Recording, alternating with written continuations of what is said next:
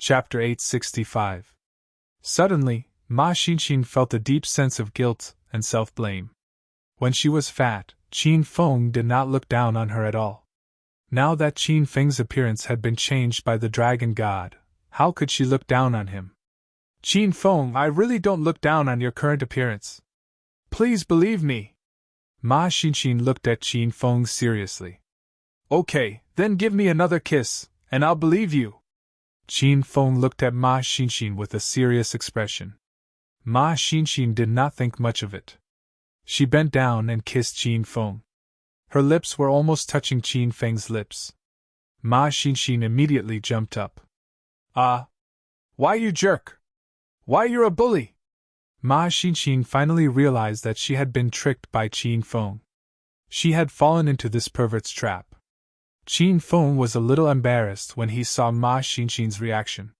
He quickly changed the topic. Ahem. Okay, I believe you. Since you think I can become an all-rounder in China, then you're my top manager now. Ma Xinxin was not excited at all when she became a manager. Oh. Qin Feng ignored Ma Xinxin's perfunctory expression and continued to plan his path to stardom. Xinxin, what do you think? Which industry should I start with to develop better? How about you start as a singer? Ma Xinxin said carefully. The first side mission of the I'm a superstar chain mission was to make Qin Feng a popular singer. Haha! Being a singer is good, just like I thought. Did you also think that being a singer is a profession that tests one's talent and foundation the most? You saw that I was brimming with talent, so you made me start as a singer? Qin Feng looked at Ma Xinxin proudly. Ma Xinxin slapped her forehead. She was speechless. No! I think singers don't need to show their faces at the beginning. They mainly rely on their voices. That way, our success rate will be higher. Oh right, there's a popular show called King of Masked Singers on the satellite TV. They're holding auditions now. You can try it. Qin Feng's mouth twitched. Why must I wear a mask or not show my face to be popular? Qin Feng and Ma Xinxin finally decided to enter the music industry as singers. Then, the two of them started to discuss the next step of their plan. Because Ma Xinxin had suddenly lost weight, her original clothes looked like maternity clothes on her body. The neckline was so large that it slid down to her waist. She moved slightly, and the whiteness of her shoulders, back, and chest was undoubtedly revealed. Qin Feng looked at her and forgot what he wanted to talk about a few times. After a round of discussion, the two of them came up with a celebrity nurturing diary. It was filled with Ma Xinxin's records of the ways and means to quickly become a celebrity. Ma Xinxin was afraid of being stared at by Qin Feng. After they finished talking business, she hid at a table to the side and continued to perfect her cultivating a star. Qin Feng couldn't follow Ma Xinxin and continued to peek at her. What if he scared the cute girl away? Since he was going to start out as a singer, he definitely needed a unique voice. Qin Feng sent his thoughts into the system, and found that there were all sorts of voices that he could buy. When Qin Feng had first obtained the system, he had obtained the elementary piano skill for free. Qin Feng spent 1,000 hedonist points to buy the advanced guitar skill and 2,000 hedonist points to buy two unique sounds. One was a hoarse voice that had gone through the vicissitudes, and the other was a clear and ethereal voice. Both of these voices were extremely infectious. Usually, with just one of them, one could make a name for himself in the music industry. Now, Qin Feng had both of them. Two types of extreme voices when the voice was clear and ethereal yet carried a trace of the vicissitudes of life. What kind of listening feast would it be? With the piano skill and guitar skill, Qin Feng's sense of rhythm became extremely strong. He could completely compose his own songs and sing them with the fusion of the two voices. However, Qin Feng was too lazy to compose songs and lyrics. Moreover, originals weren't popular in China's music industry. Cover songs were the right way to increase one's popularity and rise quickly. Ma Xinxin leaned over the table and was still earnestly perfecting the contents of the celebrity nurturing diary.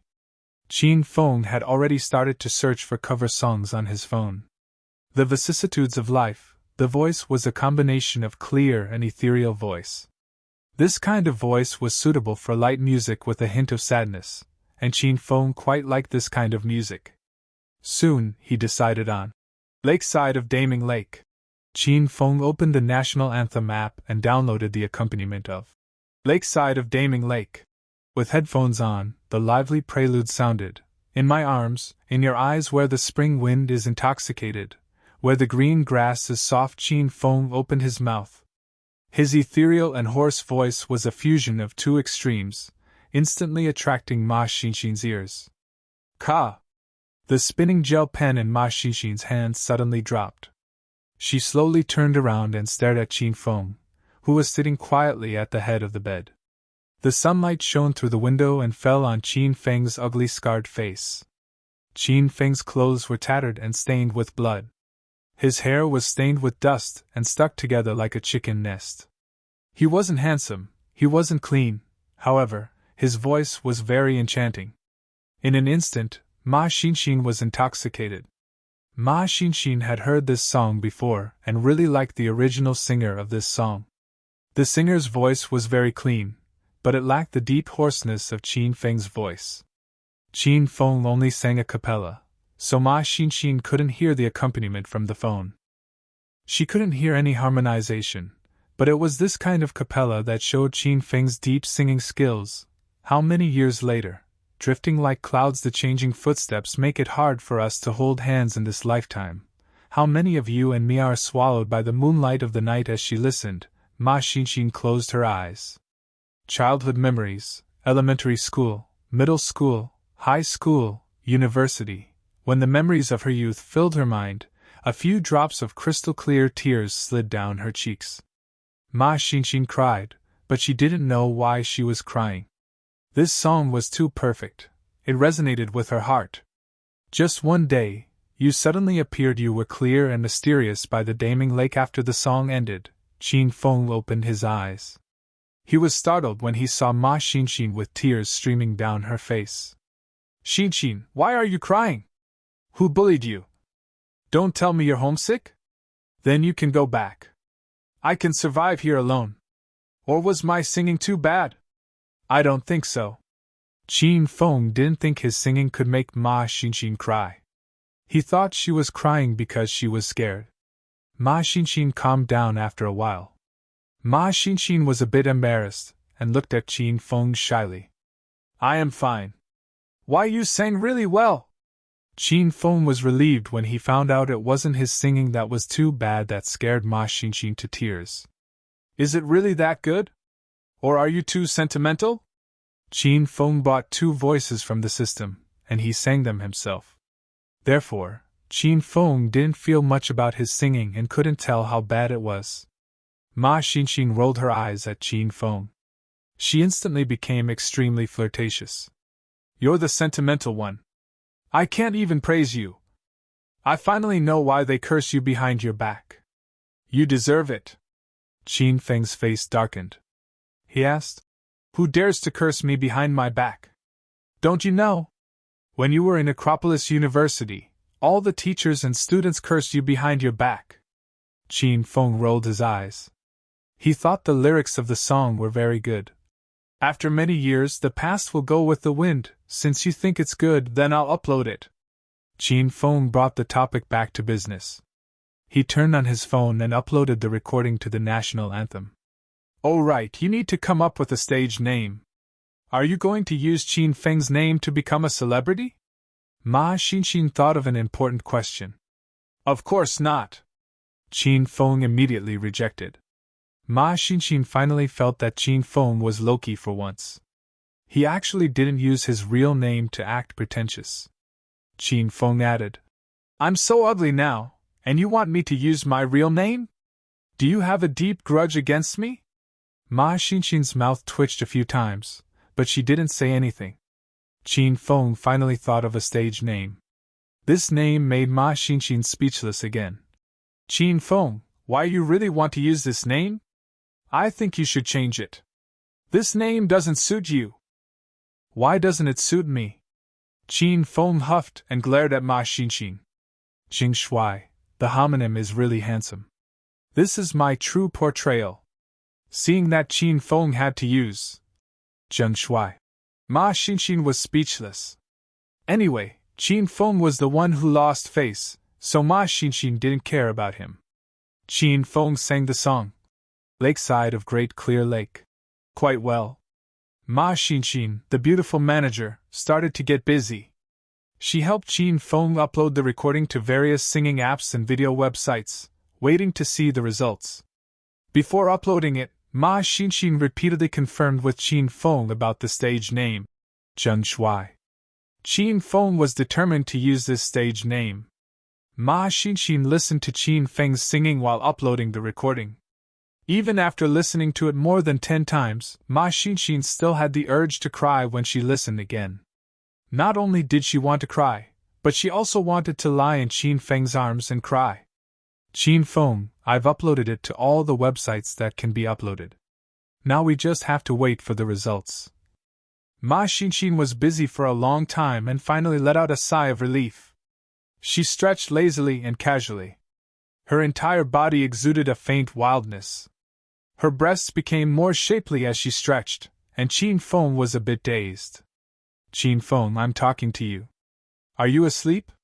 You, what are you looking at? You're too perverted. Ma Xinxin was only halfway through her stretch when she saw Qin Feng's hungry wolf-like gaze. She was so scared that she immediately sat up straight. Oh? Okay. Thank you for your hard work, Xinxin. Come and lie on the bed. I'll massage your whole body to relax. After Qin Feng came to his senses, he immediately became serious. Ma Xinxin rolled her eyes at Qin Feng and didn't dare to take even half a step closer to the big bed. Dream on. I don't want you to massage me. Oh. So you're not tired? Then you can massage me. Qin Feng said shamelessly with a deadpan expression. Chapter 866. Qin Feng and Ma Xinxin fooled around for a while, and the atmosphere was warm and sweet. Before this, although Qin Feng and Ma Xinxin had been classmates for a year, they didn't know each other well. Qin Feng only found out today that Ma Chui's real name was Ma Xinxin and that Ma Xinxin was so beautiful after slimming down. Music and literature and LXS. In the past, Ma Chui was humiliated and ridiculed in school because she was fat. Her university life was lonely and monotonous, so she felt inferior and unsociable. After getting to know Ma Xinxin, Qin Feng saw another side of her. She was a lively, cheerful, and kind-hearted girl. After getting familiar with you, she would joke with you, and she could even accept Xiao Huang's jokes. Ma Xinxin was no different from an ordinary girl. At this age brimming with youth, she also hoped to have more friends. She wanted to be happy and sad with her friends. In the past, Ma Xinxin didn't have any real friends. Now, she became Qin Feng's good friend. In Ma Xinxin's eyes, she began to see Qin Feng in a new light. In Acropolis University, Qin Feng was a hedonistic young master, and everyone's evaluation of him was basically negative. He was lecherous, dissolute, and incompetent. However, after getting to know Qin Feng and staying in the same room with him, Ma Xinxin saw some of Qin Feng's hidden qualities. Unswerving faith and unyielding fighting spirit. And these qualities were the spirit that ordinary people couldn't possess. Of course, Ma Xinxin found that everyone's opinion of Qin Feng as lecherous was absolutely true. Qin Feng had been staring at Ma Xinxin's lips for more than half an hour. It's dirty. Why you can't help it no matter how much you stare. I already said I won't kiss you today. Let's see how I feel tomorrow. Ma Xinxin had goosebumps all over her body from Qin Feng's scorching gaze. She started to worry. Should she get another room tonight? Hee hee. You're thinking too much. I didn't say I wanted to kiss you. I've been watching TV. Qin Feng pretended to be calm and smiled. Ma Xinxin reached out and pinched Qin Feng's thigh. She said angrily, Can you think about my intelligence before making up lies? You didn't even turn on the TV. How can you watch it? Qin Feng's lie was exposed, so he couldn't help but feel a bit awkward. Indeed, he was staring at Ma Xinxin's mouth. He really wanted to kiss Ma Xinxin, but he wasn't in heat. He just wanted to continue using the poisonous gas to break through. Just bear with it. The poisonous gas in my body has already been sucked dry by you. I reckon that new poisonous gas will only be produced when I sleep tonight, so you have to wait until tomorrow. Kiss me again. Ma Xinxin was a little embarrassed. She suddenly realized that from today onwards, she had to kiss Qin Feng every day. Yes. Don't be too anxious. After all, you've just learned how to kiss. This thing needs to be done step by step, and it needs to have a romantic atmosphere. It's the most wonderful to kiss when you can't help it, and when the conditions are right. If you have a greedy attitude and eagerly want to kiss me, then you'll lose the true meaning of kissing. Qin Feng spoke in all seriousness, like a master teaching a child. The corners of Ma Xinxin's mouth twitched. She had never seen a man as shameless as Qin Feng. Qin Feng kept talking about kissing, making Ma Xinxin extremely bashful. Ma Xinxin quickly changed the topic and said, "Oh right, Qin Feng, since we're going to stay in Zhongchuan City for 3 months, we need to rent a house. We can't stay in a hotel every day, right?" As a girl, Ma Xinxin only thought about living. Before she went to the poison sect, she had never spent the night outside, nor rented a house to give birth. Live. When she thought about renting a house and living together with Qin Feng for the next 3 months, Ma Xinxin was nervous and a little expectant. Qin Feng thought Ma Xinxin's suggestion was great. Since Qin Feng was in a foreign land, he had no money on him. Although he cheated brother Dulong of 5,000 yuan not long ago, he couldn't last for 3 months. Since we're free, let's go out and see if we can find a suitable house. After Qin Feng and Ma Xinxin reached an agreement, they put on their clothes and left the hotel. Ma Xinxin had no money on her, and Qin Feng only had 4,800 yuan. Since Qin Feng chose to live in seclusion in Zhongchuan City for the next 3 months, he didn't plan to contact his women and friends. This also meant that Qin Feng had cut off his source of income. Zhongchuan City's development was better than they imagined. Naturally, the housing prices were also extraordinarily high. The two of them strolled on the street for a while. The houses that caught their eye cost around 2,000 yuan per month. Moreover, they had to pay a month's deposit, so the total cost was more than 20,000 yuan. To Qin Feng, he couldn't afford it at all. After strolling for an entire afternoon, Qin Feng and Ma Xinxin's legs were about to break from walking, but they still couldn't find a suitable house. "Xinxin, are you tired? Why don't we look for a house tomorrow?" Qin Feng never thought that he would have to worry about finding a house one day. Ma Xinxin was really tired from walking. Her body was drenched in fragrant sweat. Moreover, Ma Xinxin had suddenly become thinner. Her clothes were fat and big, which looked very strange. If she was not careful, the whiteness in front of her chest would be exposed. Along the way, Ma Xinxin had to use her hands to hold the sides of her pants, otherwise, her pants would directly slide down to her heels. Oh. Then we'll look for a house tomorrow. Ma Xinxin pouted and looked a little disappointed. Qin Feng looked at Ma Xinxin walking behind him like a little duck. He was amused by Ma Xinxin's chaplain-like walking style. "You scoundrel, I stayed because of you. I don't even have clothes to change into, and you're still laughing." Ma Xinxin glared at Qin Feng pitifully. Qin Feng suddenly reached out and directly pulled Ma Xinxin into his embrace. He used his hand to press down Ma Xinxin's pants that were about to fall down and said, "Let's go, I'll buy you a set of clothes first. You're my Qin Feng's top manager, so you can't make me lose face." Qin Feng's hot breath spread by Ma Xinxin's ear. The two of them were stuck together. Ma Xinxin was completely stunned. She was like a puppet that had its soul sucked out. She was stupidly pulled forward by Qin Feng. When Ma Xinxin came back to her senses, Qin Feng had already brought her into a Chanel store. "Qin Feng, we have to save money now. Let's just go to a street stall and buy a set of clothes that fits." Ma Xinxin looked at the high-end store and felt touched and shy.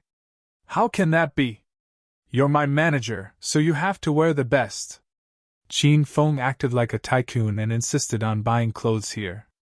Ma Xinxin couldn't argue with Qin Feng, so she lowered her head and let Qin Feng choose clothes for her. That feeling was very wonderful, and it made Ma Xinxin's heart surge with warmth. Zhongchuan City and Hong Kong were separated by the sea. The clothes in the stores here were much cheaper than in China. Qin Feng chose a set of clothes that didn't cost more than 3,500 yuan. Ma Xinxin had already changed into new clothes. A white chiffon blouse paired with a black short skirt, and a red trench coat on the outside. Ma Xinxin's long legs were exposed. They were fair and straight, and the red trench coat revealed a hint of wild beauty. It made Ma Xinxin's entire person a bit more tender and beautiful. Qin Feng, do I look good? Ma Xinxin was stared at by Qin Feng for a while. Finally, she couldn't help but ask Qin Feng. Yes, I want this. After admiring Ma Xinxin's beauty, Qin Feng went to pay. When Ma Xinxin walked out of the Chanel store wearing the fashionable and sexy clothes, she still felt like she was dreaming. In her entire life, aside from her family, Qin Feng was the first man to buy clothes for her. And when the two of them were at their poorest, he bought such expensive clothes. After leaving the Chanel store, Qin Feng went straight to the street stalls across the street to change into a new set of clothes for himself. At this time, Qin Feng was still wearing the clothes he wore to challenge the dragon god. His clothes were already tattered and stained with blood. When Qin Feng walked on the street, people who passed him had to take a detour. Seeing Qin Feng choose a set of black sportswear from a street stall, Ma Xinxin suddenly had the urge to cry. Qin Feng, I don't want this set of clothes.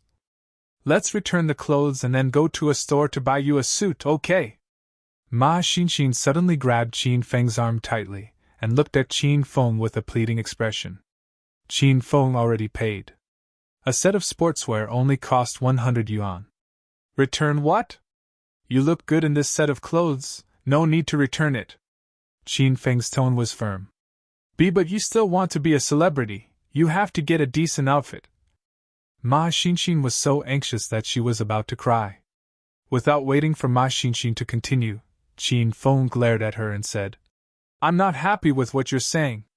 This young master relied on his talent and charm to become a celebrity. What's the point of putting on an illusory appearance? Xinxin, do you still think I'm ugly?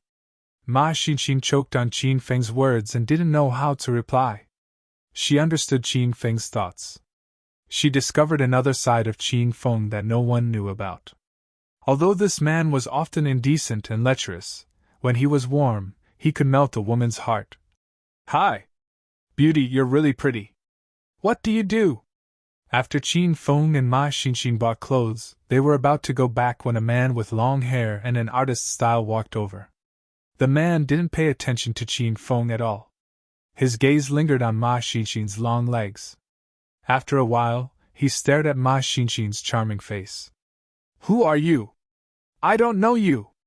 Ma Xinxin furrowed her brows. She really didn't like the man's gaze. Hee hee. Beauty, don't be afraid. I'm not a bad person. This is my business card. I'm a professional talent scout. People in the industry call me Big Brother Ming. I can see that your temperament, height, and figure are outstanding. What do you think? Are you interested in becoming a celebrity? When Qin Feng was in Acropolis City, he once took Lin Bei shopping on the pedestrian street and encountered a fake talent scout. He didn't expect to meet this kind of guy who was seeking death in Zhongchuan City. However, Zhongchuan City and Hong Kong were separated by the sea. Hong Kong's entertainment industry was much more developed than China's. This kind of talent scout profession did exist. However, many people took advantage of the loophole and pretended to be a talent scout to trick beautiful women into getting a room. After that, there was no more. Sorry, I'm not interested. Ma Xinxin didn't even take Big Brother Ming's business card. She pulled Qin Feng and left. Big Brother Ming hurriedly chased after them and blocked Ma Xinxin's path. He grinned and said, Beauty, are you doubting my identity as a talent scout? Don't worry, my Big Brother Ming is very famous in the industry. You should have heard of the Pretty Girls group, right? They're Rao Sherman and Zhang Kuku. I discovered them when they were shopping on the streets of Hong Kong. Look at how popular they are now. Chapter 867. If Qin Feng wasn't sure whether Big Brother Ming was a talent scout or not, then he was sure now that this brat was a fake talent scout. Chapter updates. Fastest as a hedonistic young master of China, Qin Feng had played with all kinds of female celebrities. Moreover, the female celebrities he had the best relationship with were Rao Sherman and Zhang Kuku. Qin Feng knew how Rao Sherman got to where she was today. It was all because of her perseverance and musical talent. It had nothing to do with this toad-mouthed brat. I made it very clear just now. I'm not interested. Can you please stop following me and my boyfriend? Ma Xinxin was already annoyed by Big Brother Ming. She took the initiative to hold Qin Feng's arm and act like a couple. She wanted Big Brother Ming to back off in the face of difficulties. This was the first time Big Brother Ming started to size Qin Feng up. When he saw Qin Feng's face was even more wretched and ugly than his, Big Brother Ming was filled with confidence. Beautiful, is this your boyfriend? Io, what are you thinking, beautiful? You're such a beautiful flower, yet you're stuck in cow dung. Big Brother Ming didn't mean to mock Qin Feng. He said this from the bottom of his heart when he saw Qin Feng's face. Ma Xinxin was instantly unhappy. She glared at Big Brother Ming and said, "Why do you care what kind of boyfriend I find? Do you have too much free time on your hands? If you keep pestering me, I'll call the police." Ma Xinxin couldn't stand Big Brother Ming. If this wasn't Zhongchuan City, Ma Xinxin would have kicked Big Brother Ming a few times to vent her anger. Beauty, don't be angry. I didn't say those words to defend you. Beauty, think about it. You're so beautiful, tall, and sexy. If you follow me into the entertainment industry, I promise that within a year, I'll make you a star that's even more popular than the pretty girls. At that time, you'll live in a seaside mansion, drive a sports car, wear the most fashionable clothes, and carry the most luxurious bag. All the men in the world will treat you as their dream lover, and all the women in the world will get plastic surgery based on your looks. Look at your current life. You still have to buy things with that ugly man on the street. How can this match your noble temperament, beautiful? I really feel sorry for you. You have to think carefully. If you miss this opportunity, you won't get it again even if you wait another 100 years. Brother Ming spoke one thing after another. Qin Feng wondered if this guy's real job was to sell, right? Ma Xinxin was completely enraged. Why did Qin Feng come to a street stall to buy clothes? Because all the money was spent on him. Ma Xinxin was incredibly moved, but Big Brother Ming used this to mock Qin Feng. This hit Ma Xinxin right where she was angry. I say, are you done or not? I only like my boyfriend. I like that he doesn't have money. I like that he's ugly. I like that he's a pile of cow dung. Why do you care? Hurry up and go away. Ma Xinxin rained down a torrent of abuse on Brother Ming, but Qin Feng didn't feel good when he heard it. He felt that it was a bit strange. Ahem. You said you're a talent scout? Qin Feng hurriedly interrupted Ma Xinxin. He couldn't take it anymore. Of course, I'm a very famous talent scout in Hong Kong. People in the circle call me Big Brother Ming. Go ask around in the entertainment circle in Hong Kong. My name, Big Brother Ming, isn't just for show. Big Brother Ming was scolded by Ma Xinxin. He was so scared that he prepared to leave. Unexpectedly, Qin Feng suddenly started chatting with him. Ma Xinxin secretly tugged at Qin Feng. She didn't know why Qin Feng would talk to someone like this. This made Ma Xinxin a bit unhappy. Oh. You sound like you're very amazing. If I get you to enter the entertainment circle, it should be easy to become famous, right? Qin Feng acted as if he couldn't see Ma Xinxin's emotions. He chatted excitedly with Big Brother Ming. Big Brother Ming's heart bloomed with joy. It was said that when God closed a window, another window would be opened. Seeing how ugly Qin Feng was, Big Brother Ming thought he was very smart. In the end, God forgot to open both of this brat's windows. Heh! It's not that Big Brother Ming wants to brag, But as long as you're in the industry, which one isn't famous? For example, the Pretty Girl Group. A few days ago, they came to Hong Kong for a concert and specially invited me to a meal. I couldn't refuse even if I wanted to. Big Brother Ming's bragging became more and more unreliable. Ma Xinxin wanted to vomit, but Qin Feng said with a deadpan expression, "I didn't think you were so amazing." "That's great, bring us in." Seeing that Qin Feng took the bait, Big Brother Ming crossed his arms. He looked at Qin Feng condescendingly and said, "Even though your bro is a bit ugly, he's very quick-witted. Just now, I saw that your girlfriend's qualifications weren't bad and wanted to help her become famous. In the end, she wasn't willing. How about this, you properly persuade her to come with me to the company for an interview. You can go home and wait for the good news." "Qin Feng, you." Ma Xinxin fiercely pinched Qin Feng's arm and glared at him with a huff. Qin Feng waved his hand and interrupted Ma Xinxin. He smiled at Big Brother Ming and said, "Bro, are you mistaken? My girlfriend doesn't want to be a celebrity." Big Brother Ming's expression froze. He yelled with a bit of anger, "Fuck! Are you playing with me, brat? You chattered with me for half a day if she doesn't want to be a celebrity. Is your bro's time free? My girlfriend doesn't want to be a celebrity, but I'm preparing to enter the entertainment industry. I want to become an all-rounder in China. Music, movies, TV shows, variety shows, hosting. I want to be popular in everything. Think about it. When will you arrange for me to go to your company for an interview?" Qin Feng looked at Big Brother Ming with a deadpan expression. Big Brother Ming was immediately dumbfounded. "You're so fucking ugly. It would be good if you didn't come out to scare people in the day. You still want to be a celebrity? Why don't you go to heaven?" Ma Xinxin finally understood Qin Feng's intentions. She laughed so hard that she doubled over. Big Brother Ming knew he was fooled. He immediately lost face. He pointed at Qin Feng and yelled, "You fucking dare to fool your elder? You want to be a celebrity with your conduct? Alright, go act in a horror film. I guarantee you'll become famous immediately." "Bro, I really want to be a celebrity. I'm not happy that you're talking to me like this." Qin Feng's expression became cold. Big Brother Ming was so angry that his lungs were about to explode. He yelled, "You're not happy? Your elder is already unhappy. Hurry up and pay up. Your elder earns at least 8,000 an hour. If you delay your elder for half an hour, I'll give you a discount. 3,000, not a cent less. Otherwise, Big Brother Ming won't let you live in this area. Looks like you're looking for trouble." Qin Feng smiled at Big Brother Ming. Big Brother Ming's neck turned red from anger.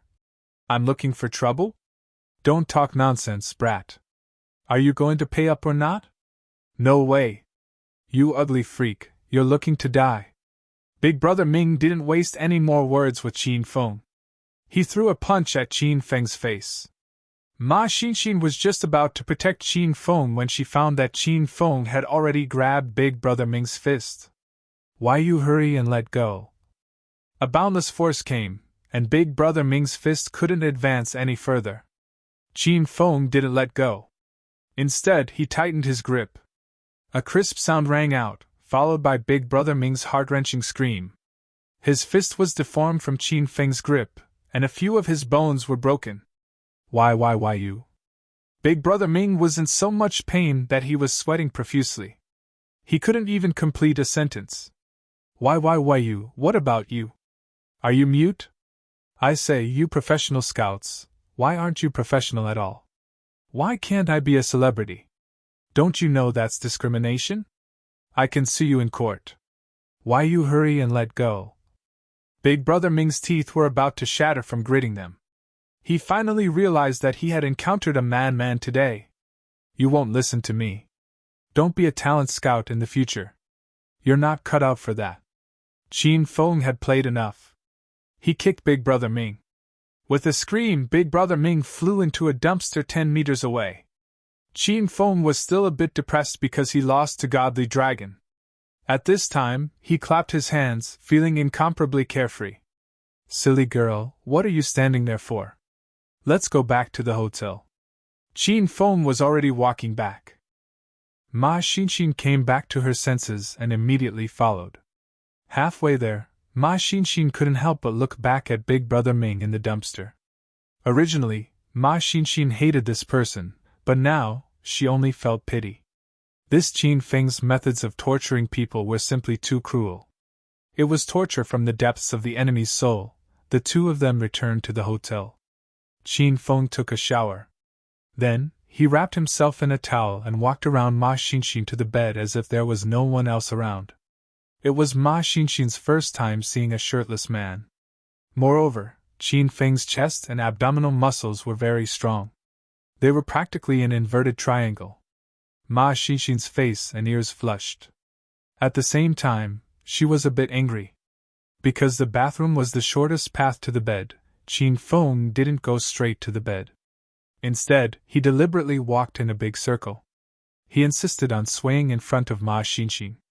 Xinxin, don't turn around. I'm going to change.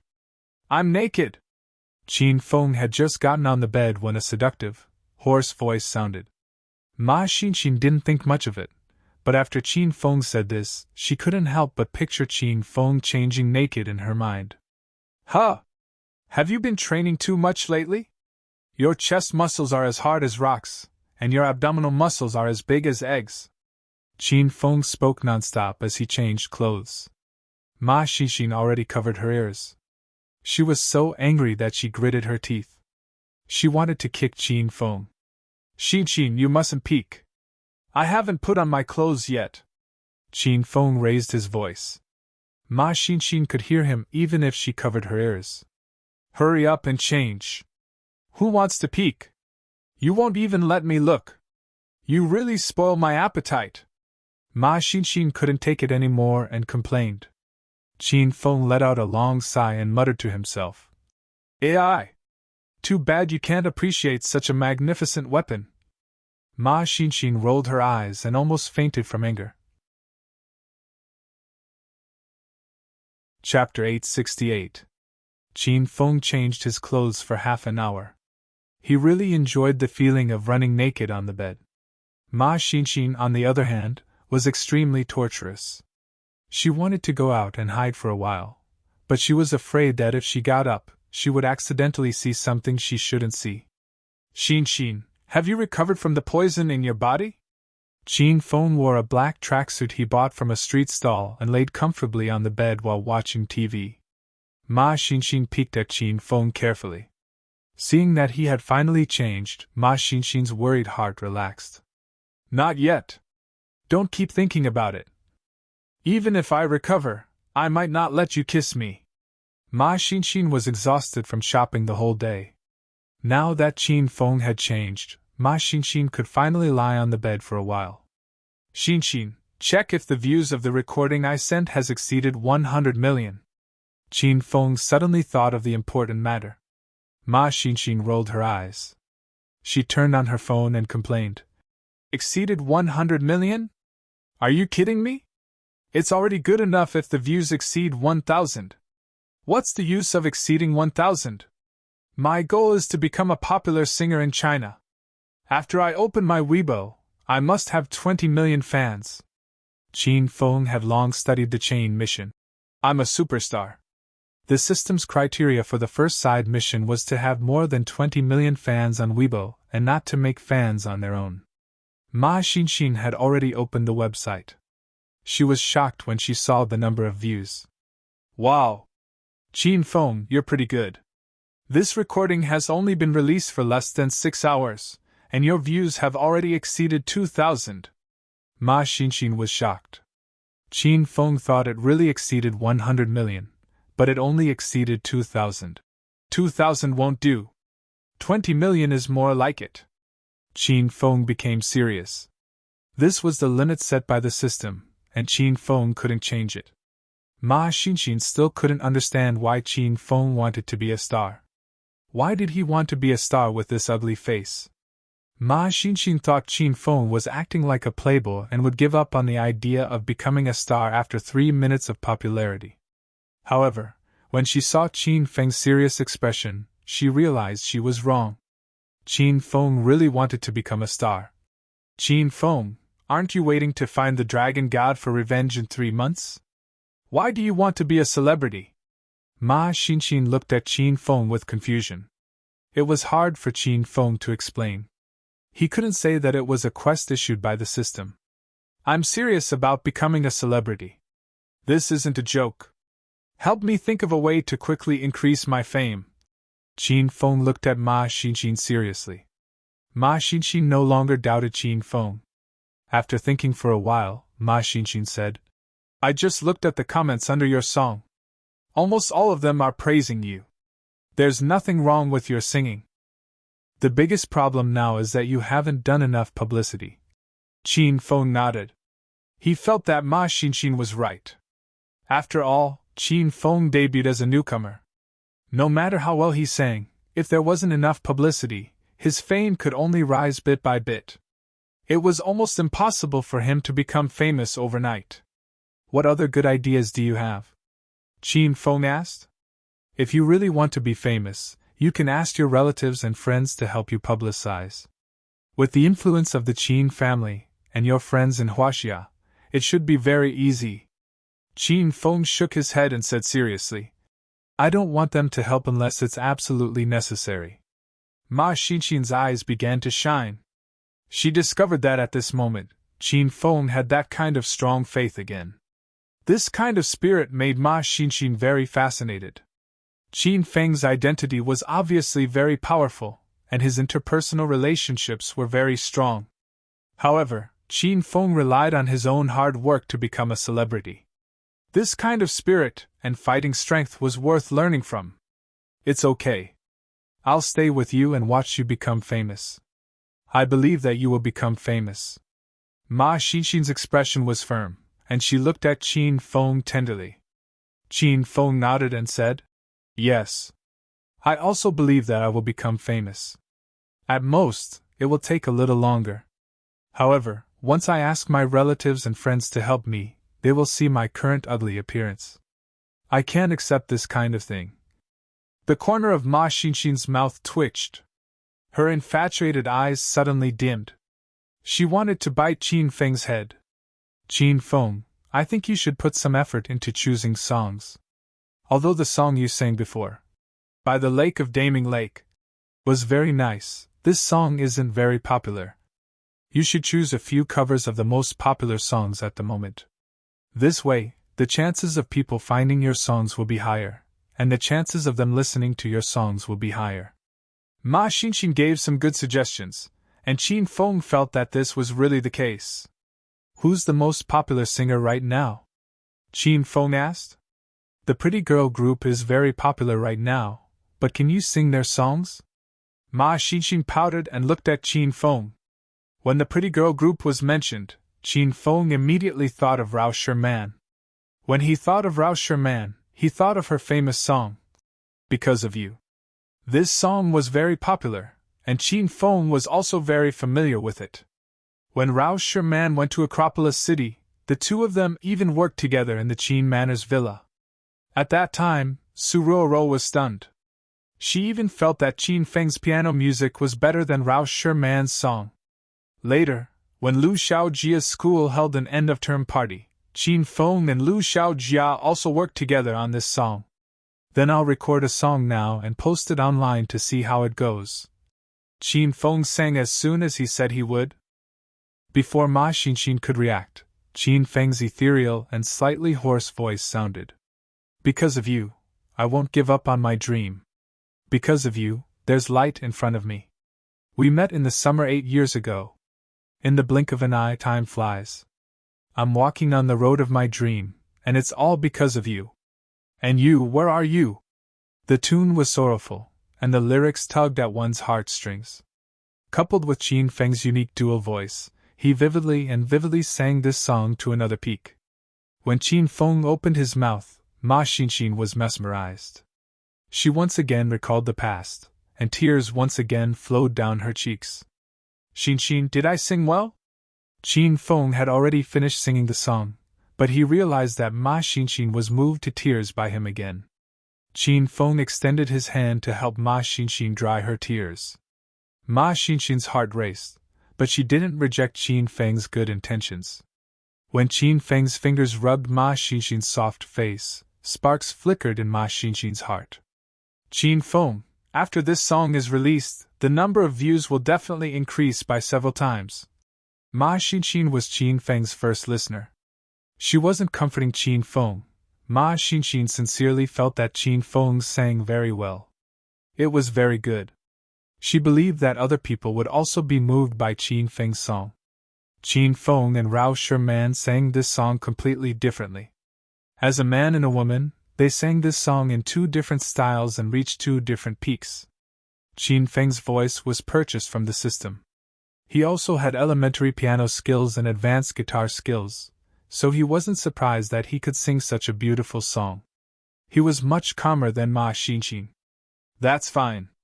Hurry up and upload the Because of You recorded online. We'll break 100 million views when we wake up. Qin Feng impatiently urged Ma Xinxin. Ma Xinxin had already recovered from her reverie. She pinched Qin Feng's thigh and said, Qin Feng, hurry up and wake up. Stop daydreaming. Although this song is more popular than the previous one, it's impossible for it to break 100 million views. I'll be satisfied if it's over 10,000. Xinxin, how can you say such discouraging words? Are you my ace manager or not? Don't tell me you're having an affair with old song next door? Qin Feng complained. Ma Xinxin glared at Qin Feng with a huff. Hey! Don't frame a good person. Which old song did I have an affair with? I only had an affair with you. Tui! Even when Rao Sherman sang this song, she only had tens of millions of views. That was accumulated over several years. You're a newcomer, yet you want to break 100 million views in one night? Why don't you ascend to the heavens? Ma Xinxin blurted out, and immediately shyly corrected herself. My strength is crippled now. I really can't ascend to the heavens. Xinxin, do you want to ascend to the heavens? I have a way to help you ascend.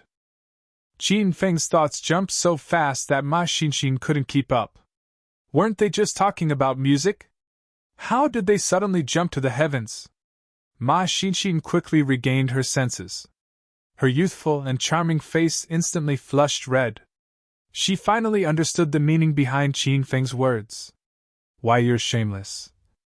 Hurry up and give me money. Ma Xinxin extended her slender, lily-white hand toward Qin Feng. Qin Feng was puzzled. What money? I only have 1,000 yuan left in my pocket. We have to spend it sparingly. Give me 300 yuan. I'll get another room. Ma Xinxin considered getting another room in the afternoon because Qin Feng was too perverted. If she slept with him for one night, how could she still be herself? Xinxin, why are you so disobedient? We're at a critical juncture now. We have to save money. If you can sleep in one room, why do you need another room? Qin Feng reprimanded Ma Xinxin with a straight face. Ma Xinxin felt wronged and didn't know how to refute. Then you sleep on the sofa, and I'll sleep on the bed. Ma Xinxin hesitated for a while. This was her bottom line. Actually, I can also sleep on the bed. I don't mind you secretly taking advantage of me at night, Qin Feng said seriously. Ma Xinxin's collar rose and fell. She placed her hands on her hips and yelled at Qin Feng. I mind. Qin Feng's swindling, coercion, and enticement failed in the end. Although Ma Xinxin had a good impression of Qin Feng, the two of them hadn't reached that stage yet. As an extremely conservative woman, Ma Xinxin wouldn't sleep on the same bed as Qin Feng even if she was beaten to death. Qin Feng hugged a blanket and nestled on the sofa. Ma Xinxin, who was tired from the day, had already fallen asleep on the bed. The moonlight shone on Ma Xinxin's charming face. Ma Xinxin seemed to have had a sweet dream. Her smile was even more beautiful than the moonlight. Chapter 869. The morning of Zhongchuan City was beautiful. As the sun rose, rays of sunlight shone on the surface of the river. The boats at the harbor roared as they set sail. Many people jogged along the coast, old men practiced taiji swordplay, and couples hugged each other sweetly, it was the beginning of a new day. Zhongchuan City was recovering, and everything became busy. Cripple, did you find out what I asked you to do? Under the crowded bridge, Big Brother Dulong and a group of beggars gathered in a corner. Big Brother Dulong's only eye was still bruised. Qin Feng's punch yesterday wasn't light. The man who was called Cripple had an unshaven beard and tattered clothes. He held a walking stick in his hand, and his right leg seemed to be broken. Actually, Cripple was not a cripple. He pretended to be a cripple to gain people's sympathy so that he could get more money. Big Brother, I found it. That stinky brat brought a fat woman to the 7 days holiday inn. Then, he brought a young and beautiful woman out of the inn to look for a house. After being beaten up by Qin Feng yesterday, Big Brother Dulong was filled with anger. He was afraid of Qin Feng's skills, so he gathered all the beggars in central Chuan City to find out where Qin Feng and Ma Xinxin were. This cripple was one of them. Fuck, he brought another young and beautiful woman? What are women thinking nowadays? They're all so hardcore. How can a woman be willing to sleep with that crippled brat? I'm so handsome, but none of the women took the initiative to flirt with me. Big Brother Dulong wanted to kill Qin Feng. He was furious when he heard that Qin Feng was living a free and unfettered life. Cripple and the dozen lackeys around him stole glances at Brother Dulong's appearance, and couldn't help but puke. Big Brother, I've thought of a brilliant plan to help you get back at him. Cripple looked at Big Brother Dulong with a fawning smile. Hurry up! Cripple moved closer to Big Brother Dulong's ear and whispered. Big Brother, isn't that ugly toad looking for a house? Let's put up an advertisement and lure that brat over. Then, Cripple's plan was very detailed.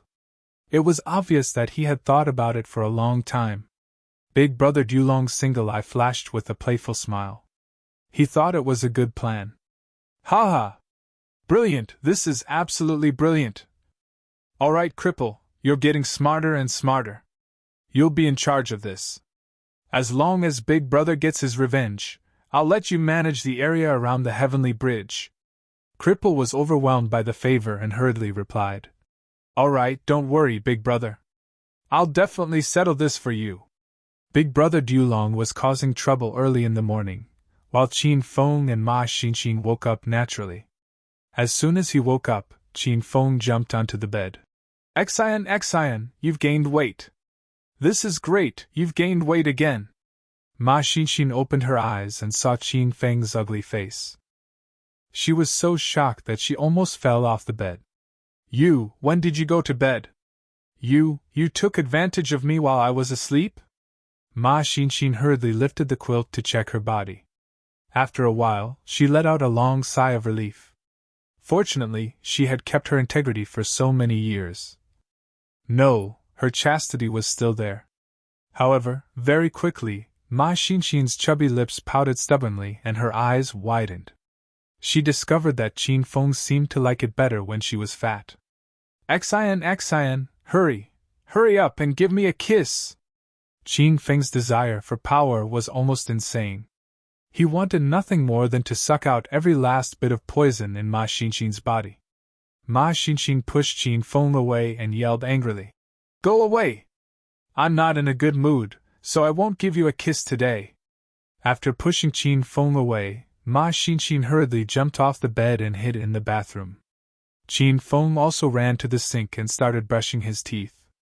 He laughed inwardly. This girl is really particular, brushing her teeth before kissing. Xian, I'm ready.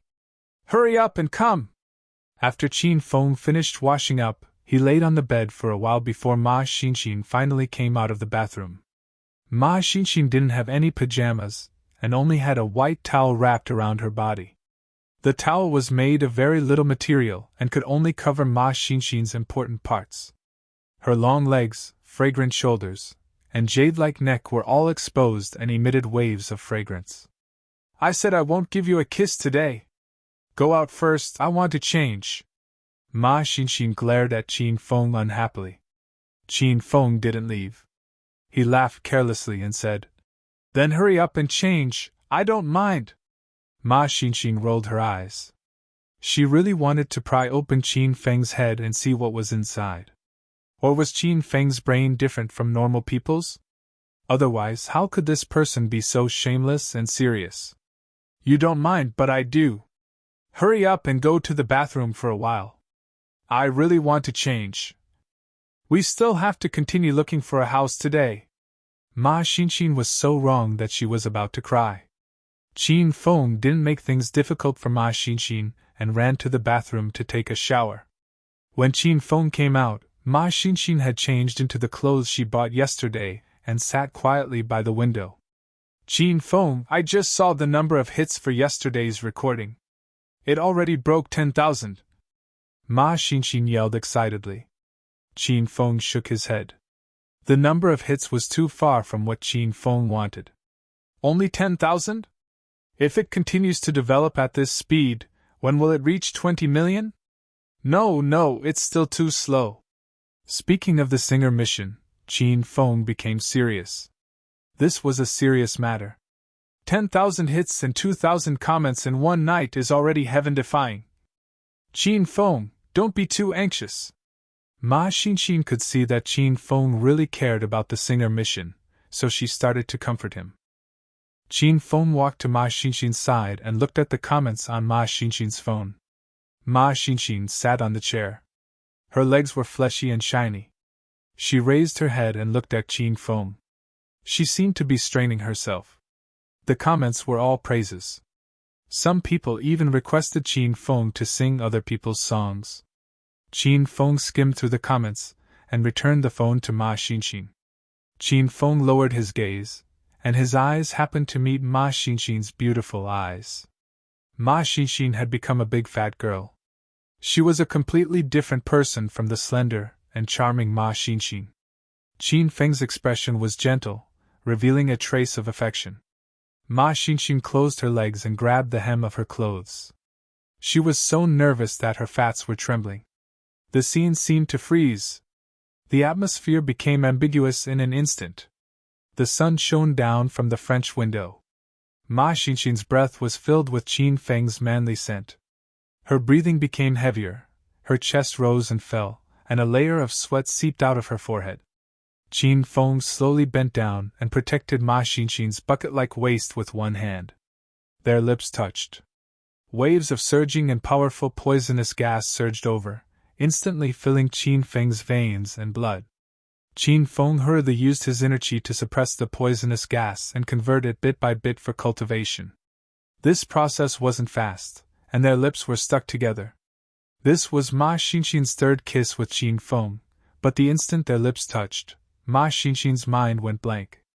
It was as if someone had taken her soul away. Bang bang! After kissing for an unknown amount of time, two loud sounds came from Qin Feng's body. Ma Xinxin jumped in fright. Qin Feng, are you okay? Looking at Ma Xinxin, who had become slim and sexy again, Qin Feng wanted to kiss her for a while longer. However, Ma Xinxin hurriedly retreated and said nervously, "And no more kissing. Let's go look for a house." Qin Feng felt the condition of his body. In just one morning, Qin Feng had leveled up twice and was now a stage 5 inner chi expert. This kind of leveling up speed was faster than riding a rocket. Moreover, the way he leveled up was full of erotic ambiguity. Qin Feng felt extremely good. After calming himself down, Qin Feng did not force Ma Xinxin to kiss him again. The two walked out of the room and continued to look for a house. "Qin Feng, come quickly. There's a pretty good house here." As soon as the two left the hotel, Ma Xinxin saw a satisfactory advertisement on a rental billboard nearby. Qin Feng glanced at it. It was indeed not bad. The house was nearby and belonged to the urban area. It had 3 bedrooms and 2 living rooms, and it only cost 1,000 yuan a month. Moreover, the starting rent was 1 month, and there was a deposit for another month. Based on this calculation, renting this house would only cost 2,000 yuan. It was just right for Qin Feng and Ma Xinxin's current situation. "Qin Feng, this house is really good. 3 bedrooms and 2 living rooms for 1,000 yuan a month. Let's go and have a look." Ma Xinxin excitedly hugged Qin Feng's arm. She felt like Qin Feng's girlfriend and they were going to live together. The two quickly found the house on the advertisement. It was a high-class residential area. After they found Block 3, Qin Feng and Ma Xinxin took the elevator to the 11th floor and arrived at the door of Unit 1102. Ma Xinxin pressed the doorbell, and the door quickly opened. A burly man poked his head out and looked at Qin Feng and Ma Xinxin. He yelled, "What are you doing here?" "Big brother, we're here to rent a house." "Are you renting this house?" The burly man looked like a fiend, and Ma Xinxin was frightened. "Yes, it's for rent. Come in and have a look." The burly man was stunned for a moment. He scanned Qin Feng carefully again and then stepped aside. Qin Feng and Ma Xinxin walked into the house. As soon as they entered, two daggers were pressed against Qin Feng and Ma Xinxin's waists. "Stinking brat, you're finally here. You dared to offend our big brother Dulong. I'll make you bleed today. Big brother Dulong, you're here, and you even brought a pretty girl with you. This girl is so fucking pretty, I can't hold it in any longer." The burly man closed the door and locked it from the inside. A large group of people walked out of the house. The leader was Big Brother Dulong, who was beaten up by Qin Feng at the tunnel entrance yesterday. Qin Feng felt that something was wrong as soon as he entered the house. When the burly man locked the door, Qin Feng had already calmed down. He was in complete control of the situation in the house, and his expression didn't change in the slightest. Ma Xinxin, on the other hand, was stunned. She didn't think that she would be kidnapped. Ma Xinxin finally understood. No wonder the rent was so cheap and the location was so good. After all this time, it was a trap set by these bad guys. Chapter 870. Qin Feng and Ma Xinxin were surrounded by a dozen strong men. These strong men were twirling daggers in their hands and looking at Qin Feng frivolously. "Well done, cripple. From now on, you can help your big brother manage the territory under the overpass." Brother Lone Dragon glanced at Qin Feng, then turned his head to talk to Cripple. He didn't put Qin Feng in his eyes at all. Cripple was so excited that his legs trembled. Okay, thank you, big brother. I won't let you down." After they finished talking about the territory, Brother Dulong looked at Qin Feng again. His eyes were full of mockery and disdain, as if Qin Feng was a little sheep that fell into a wolf's den. "You ugly toad, you didn't think this day would come, right? How dare you hit me? Why don't you go out and find out who's in charge of the underground in Zhongchuan City? You're just an outsider. How dare you behave so atrociously in my territory? I'll teach you a lesson today." Brother Dulong blabbered on, and Qin Feng was annoyed by it. Ma Xinxin recovered from her shock. Half of her body was already in front of Qin Feng. Ma Xinxin was a stage 4 inner chi martial artist. Ever since she learned how to control the poison in her body, her strength had improved by leaps and bounds. Ma Xinxin was still able to deal with these hooligans. "One-eyed dragon, stop talking nonsense. Does this house belong to you? What a coincidence. My girlfriend and I want to rent your house. Let's finish the paperwork quickly and you can take these idiots and get out of here." Seeing that Brother Dulong couldn't stop once he started talking, Qin Feng interrupted him. Brother Dulong was shocked and immediately shut his mouth. The surrounding lackeys were all dumbfounded, and the entire room fell into silence. Ma Xinxin was stunned. She looked at Qin Feng like she had Alzheimer's disease and had the urge to pry open Qin Feng's head to take a look. After a short silence, the group of people burst into an uproar. Brother Dulong didn't have time to curse before the men behind him started to clamor. "Damn you, what are you talking about? Not only is this bastard ugly, there's something wrong with his brain. Why the fuck is he talking about renting a house? Are you crazy?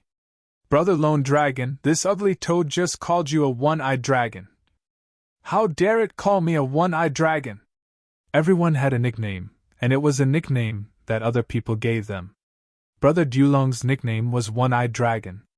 No one knew who gave him this nickname, but no one dared to call him that in front of Brother Dulong.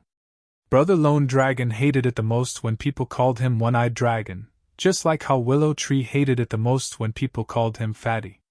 This was their reverse scale. Brother Dulong's face turned red as he slapped the face of the younger brother who was yelling beside him, knocking him unconscious. "Shut up! If you keep shouting, I'll stab you to death!"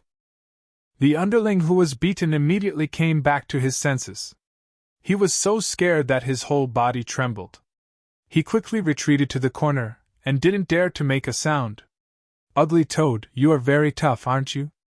Let's see if you can still get hard in a while." After slapping the underling, Brother Dulong turned around and glared at Qin Feng. He waved his hand and yelled, "Tie this bastard up. I'm going to fuck his woman in front of him." The group of underlings immediately became excited. They loved to do this kind of thing. Ma Xinxin was so scared that she immediately hid behind Qin Feng. Although she was a stage 4 energy martial artist, Ma Xinxin didn't have any actual combat experience. When a group of men pounced on her, she was shocked. Ma Xinxin didn't even know who to attack. Whoosh! A gust of wind sounded. In the noisy environment, even its light sound couldn't be heard. However, in the next second, the underling who was at the front of the group suddenly knelt on the ground.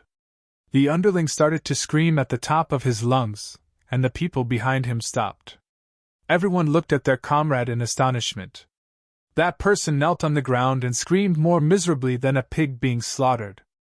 However, they couldn't see any wounds on his body. It was as if he was possessed by a ghost. Sizzle! The room quieted down. There was the sound of water splashing, but it wasn't water. It was bright red blood. Ma Xinxin screamed. She saw that the kneeling man's legs were separated from his knees. In the blink of an eye, blood flowed like a river on the ground. A pungent smell of blood filled the room. "Ah! My legs are broken. Why did my legs suddenly break? Help, I can't live anymore. Hurry and send me to the hospital." The screams reverberated throughout the room. Everyone was stunned. They didn't even know what was going on. Huh! Why did this person cut off his legs? I'm just here to rent a house. I'm also a poor person. Even if you cut off your legs, I won't give you any money. Qin Feng's indifferent voice sounded and broke the silence. Brother Lone Dragon's heart had undergone a drastic change. He had been fearless before, but now, his legs were trembling. He didn't know what was going on. He didn't have the heart to deal with Qin Feng or that beauty. He just wanted to run away. "Big brother, what do we do now?"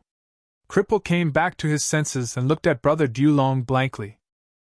"Capture that ugly toad first, then send him to the hospital," Brother Dulong said with a trembling voice. The dozen or so lackeys all swallowed their saliva and gathered their courage to charge at Qin Feng again. Qin Feng's eyes flashed with a cold smile. He shook his head inwardly. He gave these people a chance, but they didn't cherish it. They couldn't blame him. Shio, shio, shio! This time, the sound of wind blew everywhere. Rays of white light appeared in the room. The light flashed like fireflies floating in the air. Poochie! The crisp sound of skin being cut was continuous, followed by painful howls of pain. The originally luxurious and bright room suddenly turned into hell. Blood splattered everywhere, and the light of knives and swords flashed. All of this happened in an instant. In the blink of an eye, people were lying on the ground. Only Brother Dulong was left standing there. Brother Dulong said to stand, but he would rather be lying down. He wanted to lie in a pool of blood and pretend to be dead. He really regretted offending this ugly man in front of him. Qin Feng's skills were too mysterious. Before Brother Lone Dragon and the others could see clearly, they had been completely defeated. As for why Brother Lone Dragon was still standing, he didn't think that it was because he was so powerful. His naturally scattered tortoise chi blocked Qin Feng's attack. Brother Dulong knew that he would die even more miserably than those lackeys on the ground. Qin Feng, I am so scared. Ma Xinxin came back to her senses with great difficulty. She was so scared that her body was pressed against Qin Feng's back, and she couldn't stop trembling. Qin Feng patted Ma Xinxin's back and said softly, "Go out first. I'll call you back in a bit." Ma Xinxin looked at Qin Feng worriedly. Qin Feng opened the door and pushed Ma Xinxin out. Don't worry, it'll be over soon. Crack. The sound of the door closing was like a clap of thunder that struck Brother Dulong's heart. He was so scared that his nerves were about to collapse. Brother Dulong couldn't take it anymore. Facing Qin Feng in front of him, he felt as if he was facing a demon from hell. With a plop, Brother Dulong knelt on the ground. Be big brother. I should've. I was wrong. Please be magnanimous and spare this little brother. Brother Dulong couldn't speak properly, and his teeth kept chattering. Blood flowed all around him. Those underlings usually pretended to be disabled and begged outside. But now, those people really had their arms and legs broken. They were truly disabled. One-eyed dragon, what do you mean by that? I've already said that I'm here to rent a house. What's wrong with your lackeys? Do they want to cause trouble by making themselves disabled? Do they want to force me to give you money? Qin Feng pulled a chair and leisurely sat in front of Brother Dulong. Brother Dulong didn't care that Qin Feng called him one-eyed dragon, and he even had to flatter Qin Feng with a smile. Be big brother, it's fine to rent a house. If you like this little brother's house, you can move in at any time. It doesn't matter how long it takes. I don't want a single cent from big brother. Brother Dulong struggled to speak, and Qin Feng struggled to listen. It's not good to have too much money. We're not that close, so I'll give you some money. Don't lose money. Qin Feng started to take out money from his pocket, and Brother Dulong was so scared that his face turned green. Big brother, don't be so polite with this little brother. It's my honor to be able to do something for big brother. I don't want money, I really don't want money. Looking at Brother Dulong's cowardly expression, Qin Feng found it quite funny. You really don't want money? No, I don't want it. Then I won't be polite. Break one of your fingers and scram with these trash. Qin Feng's voice was cold, and his body exploded with a powerful aura. Qin Feng didn't want to cause trouble in a foreign land, but Brother Dulong and these lackeys took the initiative to provoke Qin Feng, so Qin Feng wouldn't let them off so easily. Brother Dulong almost peed himself when he heard that Qin Feng was going to break his finger. Just as he was about to beg Qin Feng suddenly raised his hand and said, Of course, if you don't want to break your finger, I can help you. But my technique is a bit off, and if I accidentally break your head, don't blame me. Brother Dulong's eyes widened, and he almost fainted. He didn't hesitate anymore. Compared to those lackeys who had broken their arms and legs, what was a broken finger? A scream rang out. Brother Dulong had already cut his finger with a dagger. He didn't have time to bandage and treat the wound. He quickly got up and was about to leave. Be big brother, I still have things to do. I'll leave first. Take this group of trash away and clean up, Qin Feng said indifferently. Brother Dulong had just run to the door when he hurriedly ran back and yelled at the people on the ground. Get the fuck out of here. Hurry up. Ma Xinxin had been standing at the door in a daze. When she saw the door open, she wanted to rush in to see Qin Feng's situation. However, she saw the lackeys crawling out, and Ma Xinxin was scared to tears. Xinxin, go stay in the room. You can come out after you're done outside. Ma Xinxin didn't even have the strength to walk. Qin Feng went up and carried her. He carried Ma Xinxin to the bed in the inner room. Chapter 871. Qin Feng stayed in the living room for a while and choked on the smell of blood. Then, he went into the room. Ma Xinxin was still in a daze, so Qin Feng patted her back and comforted her the entire time. After an unknown amount of time, there was no more movement outside. Qin Feng walked out of the room and found that big brother Dulong and the others had run away. However, the room was clean and tidy, just like when Qin Feng and Ma Xinxin first came. Qin Feng, let's go. Ma Xinxin also ran out of the room and looked at Qin Feng worriedly. No need to go, we'll stay here from now on. That Cyclops gave us a free place to stay, it would be a waste not to stay. Since Qin Feng said he wanted to stay here, Ma Xinxin couldn't refute. Seeing that Ma Xinxin was still in a daze, Qin Feng changed the topic to the celebrity mission and started to distract Ma Xinxin. Qin Feng and Ma Xinxin looked at the situation on the various websites. Big Brother Dulong and the group of handicapped people had already escaped to the entrance of the district. A few passers-by saw this bloody scene and ran away in fright. Big Brother, I lost too much blood, I feel like I'm going to faint. Big Brother, hurry and call an ambulance for us. We don't want to die. This group of lackeys were all cowardly. They cried and screamed to the heavens and annoyed Big Brother Dulong to death. Big Brother Dulong hurriedly called an ambulance. His severed finger had to be reattached within 24 hours, or else it wouldn't be reattached. When the ambulance arrived, the medical staff were scared silly. Big Brother Dulong and the others climbed into the car and shouted for the driver to hurry to the hospital. Because there were too many injured, the car couldn't fit them all. In the end, 2 nurses and a doctor were chased out of the car. The 3 of them were extremely depressed. Big Brother Dulong and the others' injuries looked heavy, but in reality, they weren't fatal.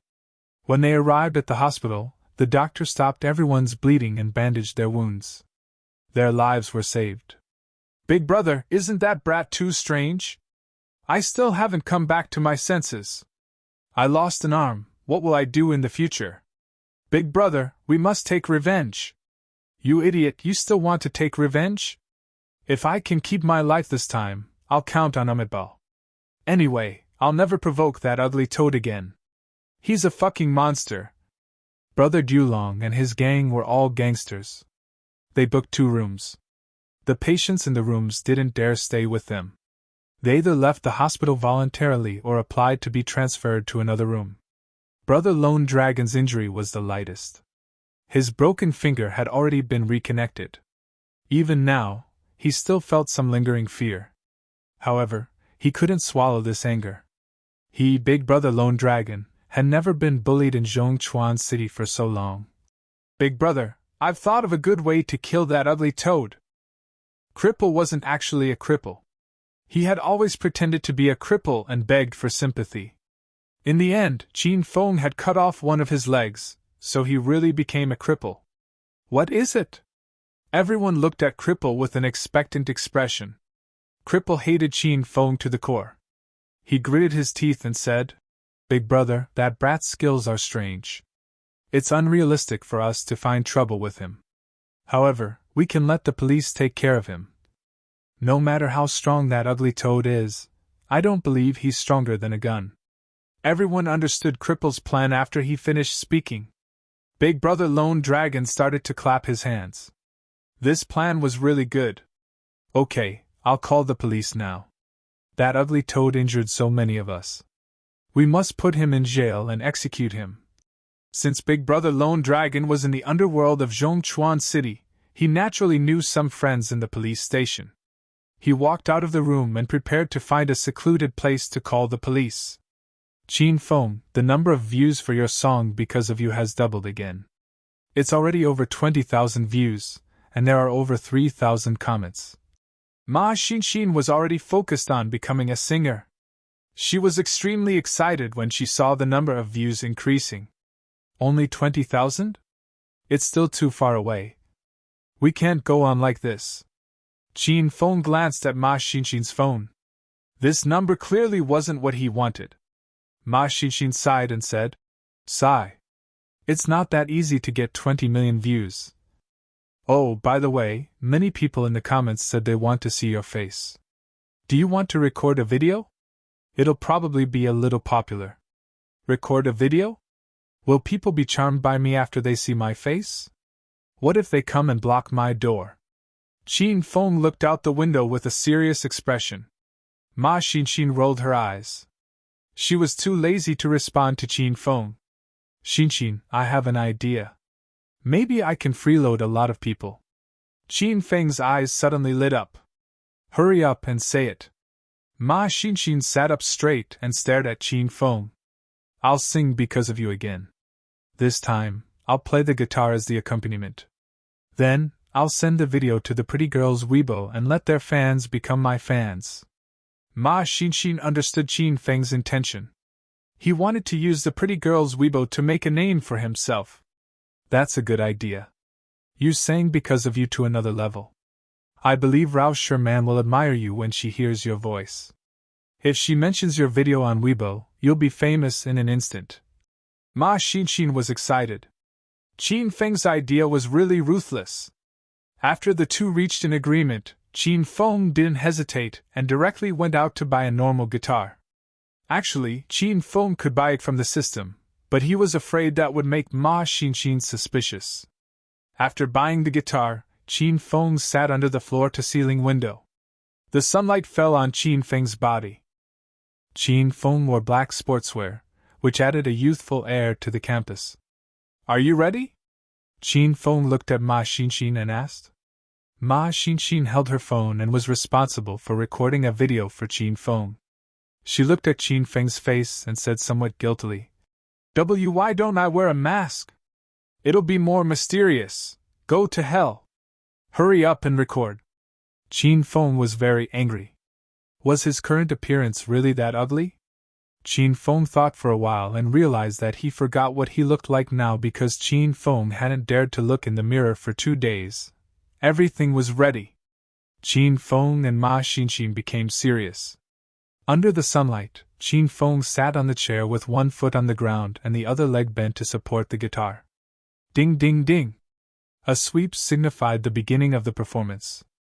A simple sweep of the bowstring directly captured Ma Xinxin's heart. Because of you, I won't give up on my dream. Because of you, there's light in front of me. We met in the summer 8 years ago. Time flies in the blink of an eye. I'm walking on the road of my dream, all because of you. And you, where are you? This was Qin Feng's 4th time singing this song, and he sang better and better. Qin Feng had advanced guitar skills. This time, with the accompaniment of the guitar, the song became more vivid as if it had a soul and became a complete life. Ma Xinxin cried again. Qin Feng realized that this woman really liked to cry. After a long time, Ma Xinxin finally awoke from the melancholy melody and memories of the past. When she looked at Qin Feng again under the sunlight, Ma Xinxin felt that he wasn't ugly at all. In fact, he was extremely handsome. Xinxin, how's the recording? Qin Feng asked. Ma Xinxin hurriedly ended the recording and restarted the video. Qin Feng and Ma Xinxin sat side by side on the sofa. The beautiful, slow, and slightly sad melody sounded. Ma Xinxin closed her eyes and listened to it again. She felt that she would never get tired of listening to it again. After listening to it, Qin Feng also felt that the effect was good. Okay, that's it. Help me register a Weibo account with the name Jing Shuai. Then, post the video and Rao Sherman. Even without Qin Feng's order, Ma Xinxin already did it. After everything was done, they waited to see the effect of the video. After Qin Feng and Ma Xinxin finished their work, they lay on the sofa and started to rest. Originally, they were worried about renting a house. They didn't expect that they would settle the matter so quickly. The environment and conditions of the house were ideal. Most importantly, it was free. For the two of them who were short of money, it was like charcoal in a snowy day, ding dong ding dong. Not long after they lay down, the doorbell rang. Ma Xinxin hurriedly sat up and looked at Qin Feng nervously. It's over. Don't tell me those bastards came back for revenge? Qin Feng was much calmer.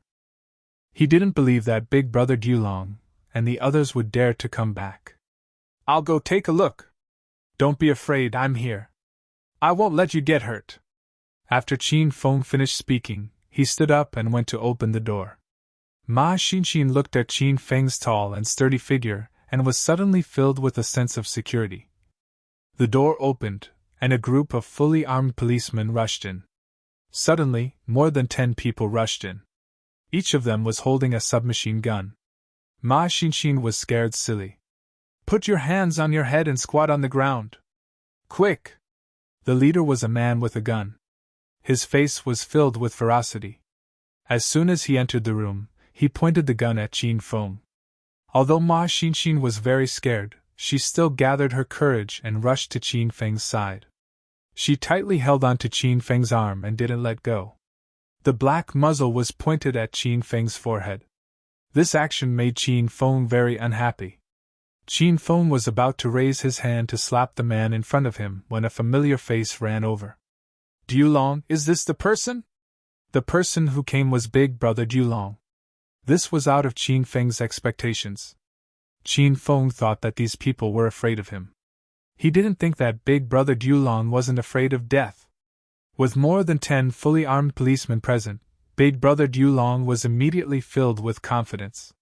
He pointed at Qin Feng with his bandaged finger, and his single eye was about to pop out of its socket. Big Brotherly, it's this bastard. He's not from Zhongchuan City, but he dares to come and cause trouble in Zhongchuan City. Not long ago, this ugly toad injured more than 10 of my brothers. They're all lying in the hospital. This group of policemen was called over by Big Brother Dulong. The man pointing the gun at Qin Feng was Big Brother Dulong's brother. Because Zhongchuan City had only been developed for a few years, there were crooks mixed with honest people. Naturally, there was a group of black and white forces. Chapter 872. After confirming Qin Feng's identity, Brotherly didn't waste any words. He raised his hand and was about to beat Qin Feng up. At this moment, the crisp sound of high heels could be heard. Brotherly and the group of policemen immediately became serious. Chief Li, the suspect is under our control. It was a woman. Once the woman entered the room, the people surrounding Qin Feng and Ma Xinxin parted to form a path. Big Brother Dulong retreated far away, not daring to approach the woman. Qin Feng's gaze fell on the newcomer. The woman was dressed in a police uniform. She was neat and tidy, and her hair was tied up behind her head. She wore a police cap, but it still couldn't hide her sexy figure and beautiful appearance. Very quickly, Qin Feng realized that he knew this girl. Wasn't this Hong Kong's beauty pageant champion for 3 consecutive years and Hong Kong's senior inspector Leah? You too, go search the house. Don't miss a single corner. Leah had already walked in front of Qin Feng. She only glanced at Qin Feng indifferently, and then began to instruct her subordinates. A few police officers ran off to check the room while the remaining people surrounded Qin Feng and Ma Xinxin to prevent them from escaping. Leah's gaze fell on Qin Feng, and after carefully sizing him up, she said coldly, "Someone called the police, saying that you trespassed on private property, and even used violence. Now the two of you follow me back to the police station." Just as Leah finished speaking, Brotherly personally came up to take Qin Feng away. Ma Xinxin immediately blocked in front of Qin Feng, looked at Leah and said, "Beautiful sister, why you guys misunderstood, we didn't take the initiative to look for trouble. It was that one-eyed dragon who tricked us here and wanted to kidnap us. I was defending ourselves."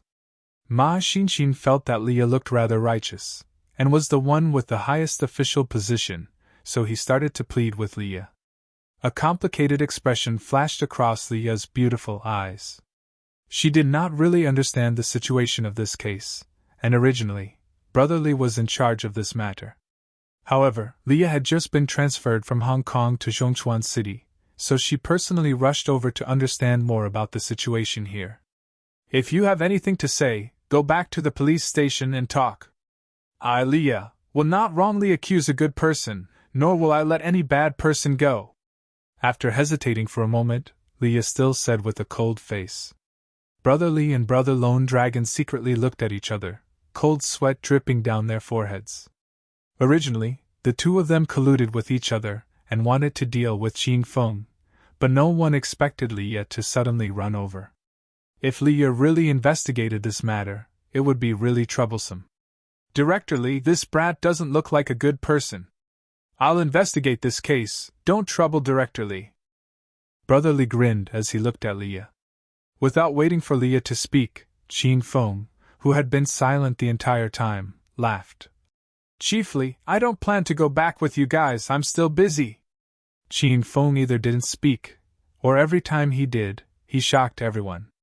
The room suddenly became quiet, and the atmosphere was about to freeze. Big Brotherly and Big Brother Lone Dragon were stunned.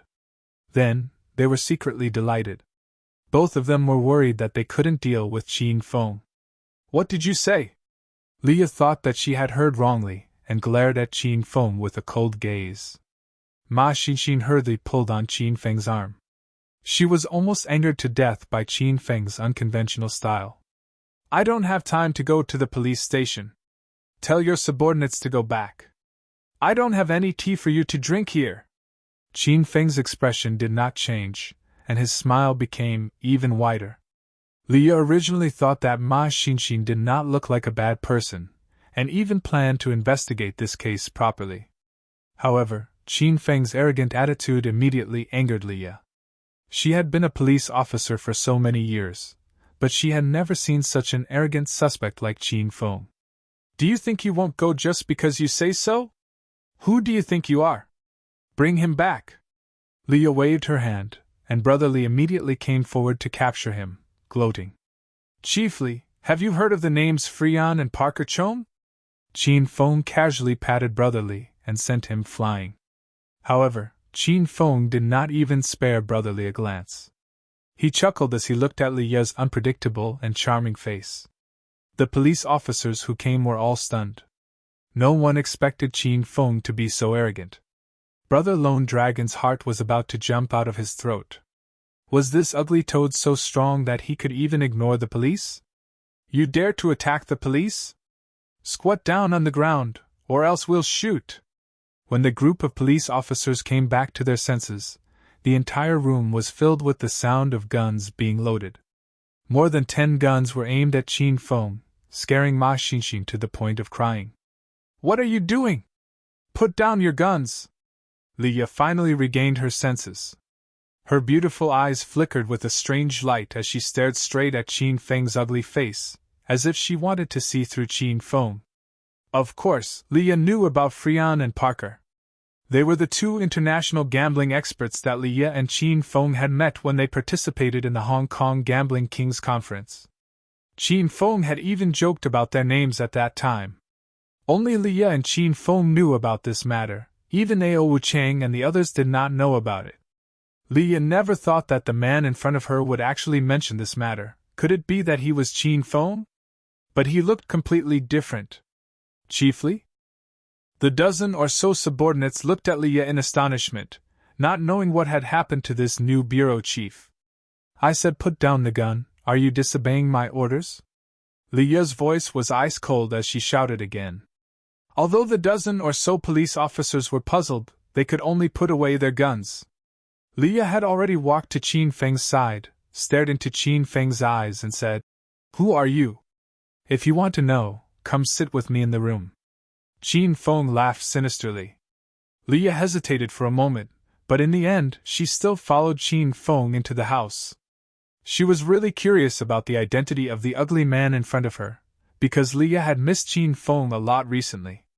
Xian, go watch TV on the sofa. I'll be out in a while." Qin Feng turned his head and looked at Ma Xinxin. When he said those words, everyone was stunned. Qin Feng and Leah went to the master bedroom and even locked the door. Brother Dulong and the dozen or so police officers were completely dumbfounded. All of them stood there like idiots, not knowing what to do. Ma Xinxin was surrounded by a group of men and was a little nervous. She suddenly thought of Qin Feng's last words, and Ma Xinxin really went to the sofa to watch TV. When the TV was turned on, it was still a cartoon. Ma Xinxin quickly immersed herself in the cartoon, as if she had forgotten about Brother Dulong and the others who were standing at the side. From time to time, Ma Xinxin would let out a bell-like laughter, causing Brother Dulong and the others to feel awkward. In the master bedroom, Qin Feng lay comfortably on the big bed. Leah crossed her arms and stood vigilantly at the door. "Speak, who exactly are you?" "Xiaoya, old lovers are especially passionate when they meet. Why do you have such a scowling face? Come, get on the bed and talk to me about life." Qin Feng was not serious at all. Leah forcefully suppressed the anger in her heart and said coldly, "Who exactly are you? If you don't tell me, I'll shoot you."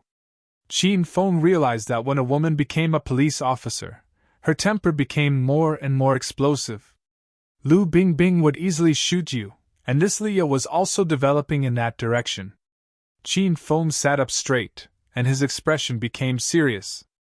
Xiaoya, I'm Qin Feng. Leah's body trembled. She had already thought that the ugly man in front of her was Qin Feng, but the moment Qin Feng admitted it, Leah still couldn't believe it. You're really Qin Feng? Your face. Qin Feng didn't want to talk about his current face, so he immediately interrupted Leah and said, I'm just changing my appearance. Did you forget that not long ago, I came to Hong Kong to work with you to break the Wei family and Yamaguchi-gumi's money laundering mission? There's also Group Leader Yen, Brother Ao Wu Chang, and Senior Blue Dragon Ji. We're old partners. In order to make Leah believe his identity, Qin Feng told her some of the things that happened before. Leah's expression changed again and again. Her cold expression had already disappeared, and her beautiful eyes flickered with a hint of surprise. You really are Qin Feng. Why did you come to Zhongchuan City? You actually didn't tell me. Leah sat down next to Qin Feng, not minding that her body was stuck to Qin Feng's body. I've only been here for 2 days, and I didn't even have the time to look for you, Qin Feng said seriously. Actually, he didn't even think of looking for Leah. Come on, you must have forgotten about me. Ever since you left Hong Kong, you haven't even called me once. Leah had changed from the capable and powerful policewoman to a gentle and clingy little girl. Qin Feng didn't want to talk too much about this topic, otherwise he would be exposed, so he quickly changed the topic. Oh right, why did you come to Zhongchuan City to become a police officer? Aren't you Hong Kong's senior inspector? It's all because of the money laundering mission last time. I made a great contribution, so the higher-ups promoted me and transferred me to Zhongchuan City to be the bureau chief. I've only been here for less than a month. Qin Feng chatted with Leah for a while, and also understood Leah's recent life. Leah kept staring at Qin Feng's face, and could no longer hold it in. Qin Feng, can you change back to your previous appearance? You're so ugly now. I don't want to change. I like it this way. Otherwise, if I'm too handsome, it'll be too troublesome. Qin Feng curled his lips, feeling a little unhappy in his heart. Leah really admired Qin Feng. She had never seen such a freak like Qin Feng. Leah had seen Qin Feng's and Xiao Feng's appearances before, and she felt that Qin Feng himself was quite handsome. Xiao Feng's appearance was too ordinary, but how could his current appearance be described as ugly? Of course, that was because Leah had never seen Green Wolf's appearance before. That was not the appearance of a human at all. You're really sick, you have to make yourself so ugly. Leah could not help but complain.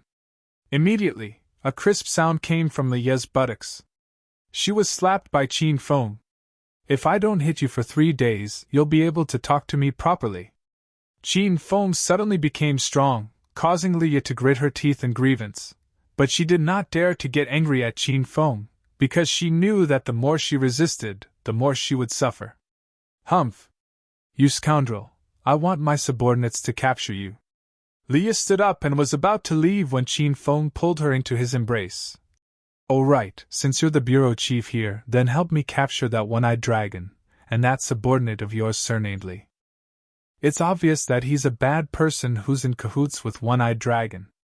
These people are simply ruining the atmosphere of the police station. Qin Feng got down to business. Chapter 873. After Leah found out about Qin Feng's identity, she was so excited and happy that she had already forgotten about coming to capture Qin Feng. What the hell is going on? Who is that one-eyed dragon? What conflict did you have with him? Leah looked at Qin Feng seriously. One-eyed dragon is probably a hoodlum from Zhongchuan City. He wants to cause trouble for me, so I came here to rent a house today. Qin Feng briefly explained what had happened. He knew that if he did not explain things clearly and asked Leah to help him, it would be very difficult for Leah. So that's how it is.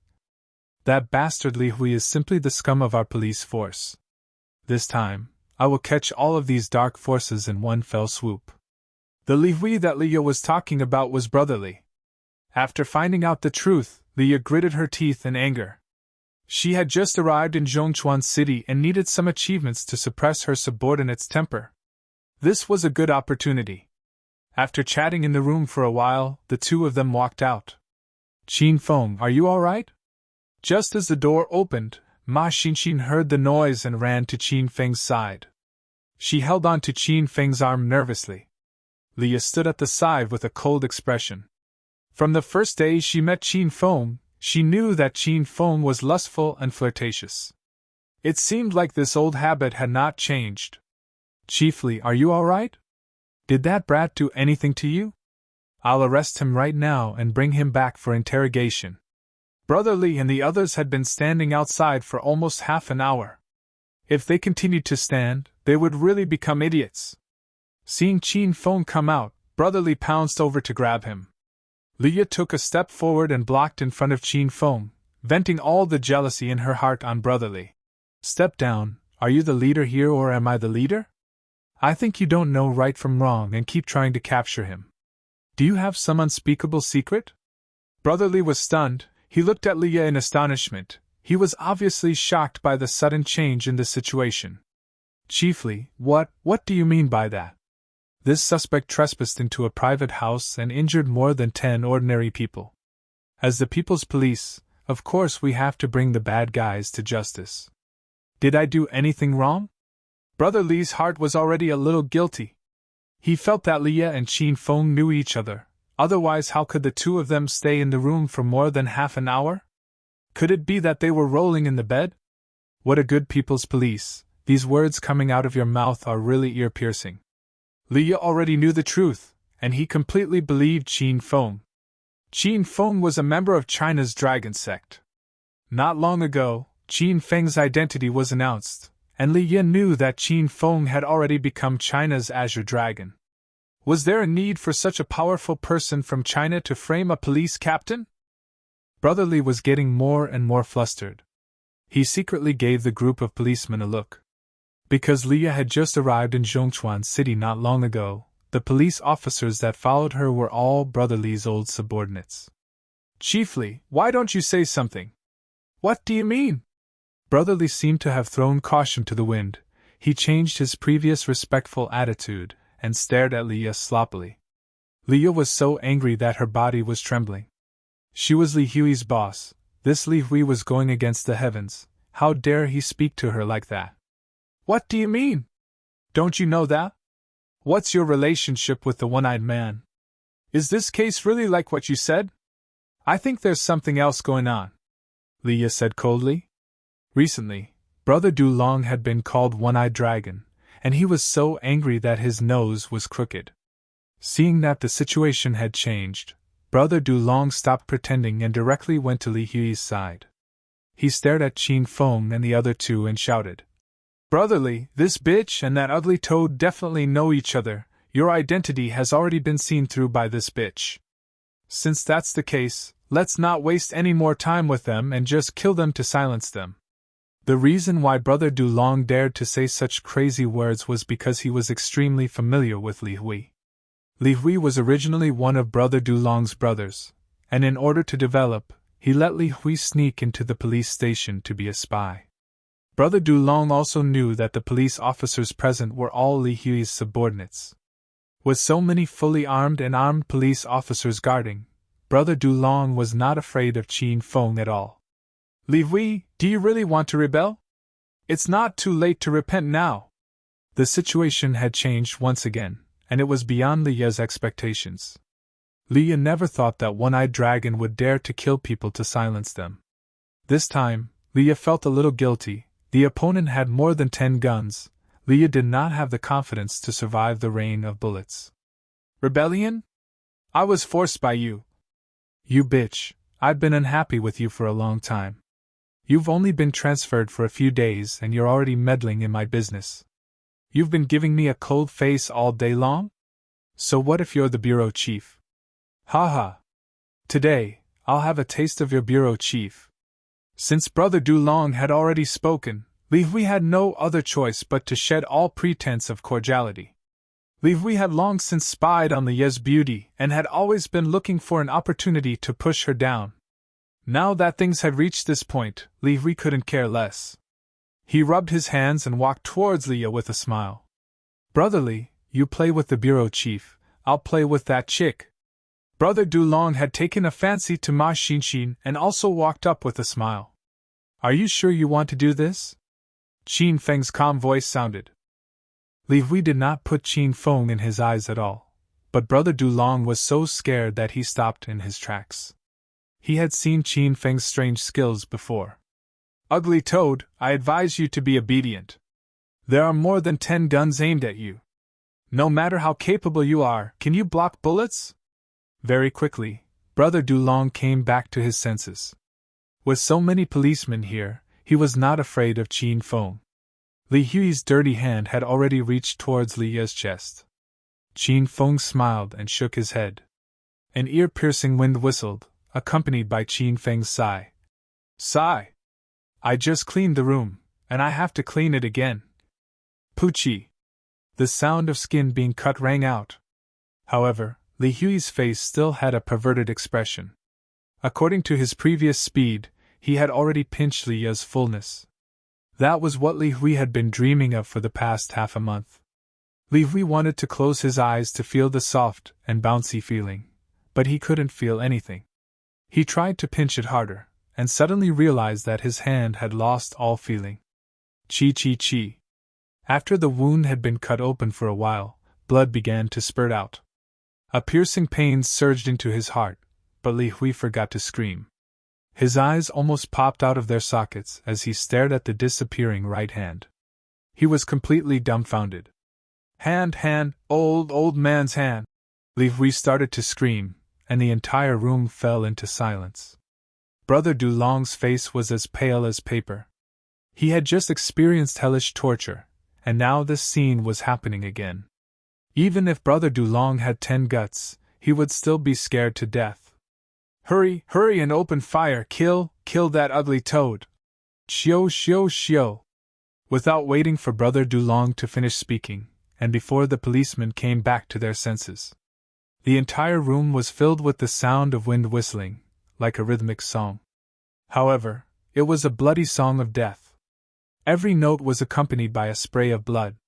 The 10 or so policemen didn't even have time to raise their guns before their wrists were all cut off. It was as if they were trying to commit suicide. The guns fell to the ground and were stained by the dazzling blood. The situation had changed once again, and it had come too fiercely.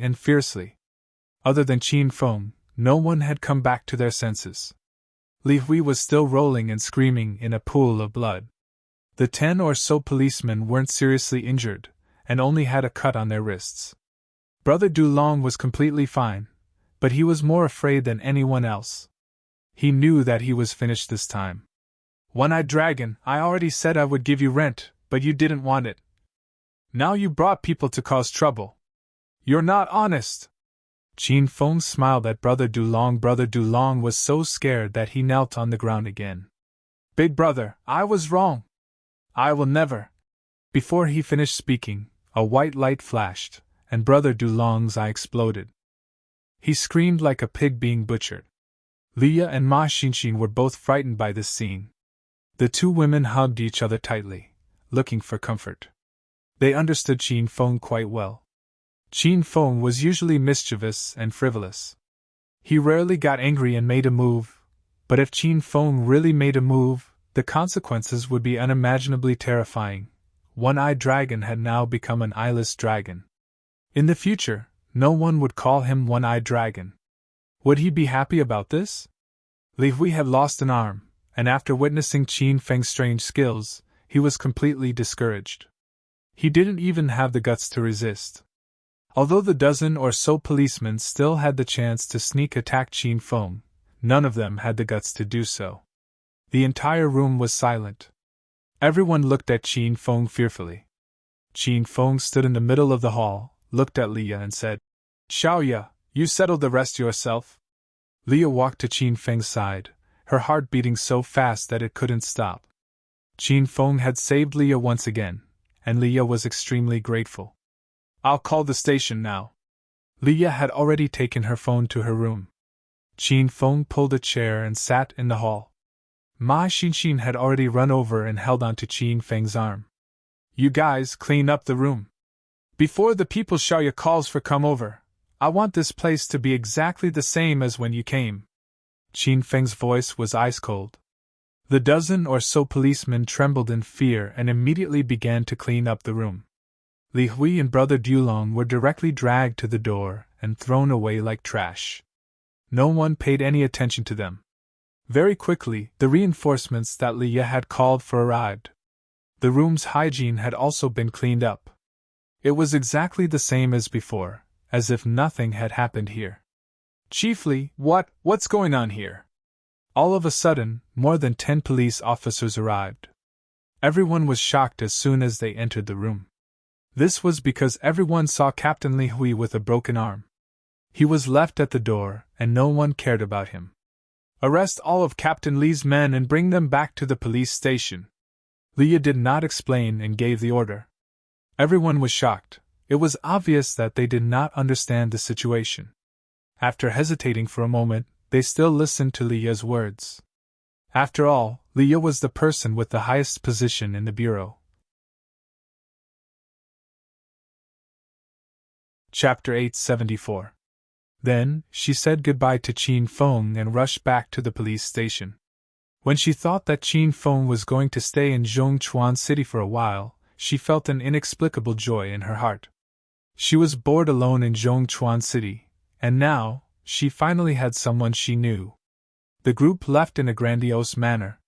Even after a while, Ma Xinxin was still in a daze. Ma Xinxin was a stage 4 inner chi martial artist, and she knew that martial artists were much stronger than ordinary people. She also knew that Qin Feng was the Azure Dragon of China's 9 dragons. However, Ma Xinxin was still shocked by Qin Feng's strength. Moreover, Qin Feng was only a stage 5 inner chi martial artist after he was crippled by the divine dragon. Could a stage 5 inner chi martial artist take someone's life easily? This was Ma Xinxin's first time witnessing such a thing. Xinxin, don't just stand there. Help me check if there's any movement from Rao Sherman. Qin Feng knew that Ma Xinxin was scared out of her wits, so he tried to distract her with the matter of the singer. Ma Xinxin lowered her head in a daze. She took out her phone and logged into her newly created Weibo account. She almost peed her pants when she opened the Weibo account. Wow!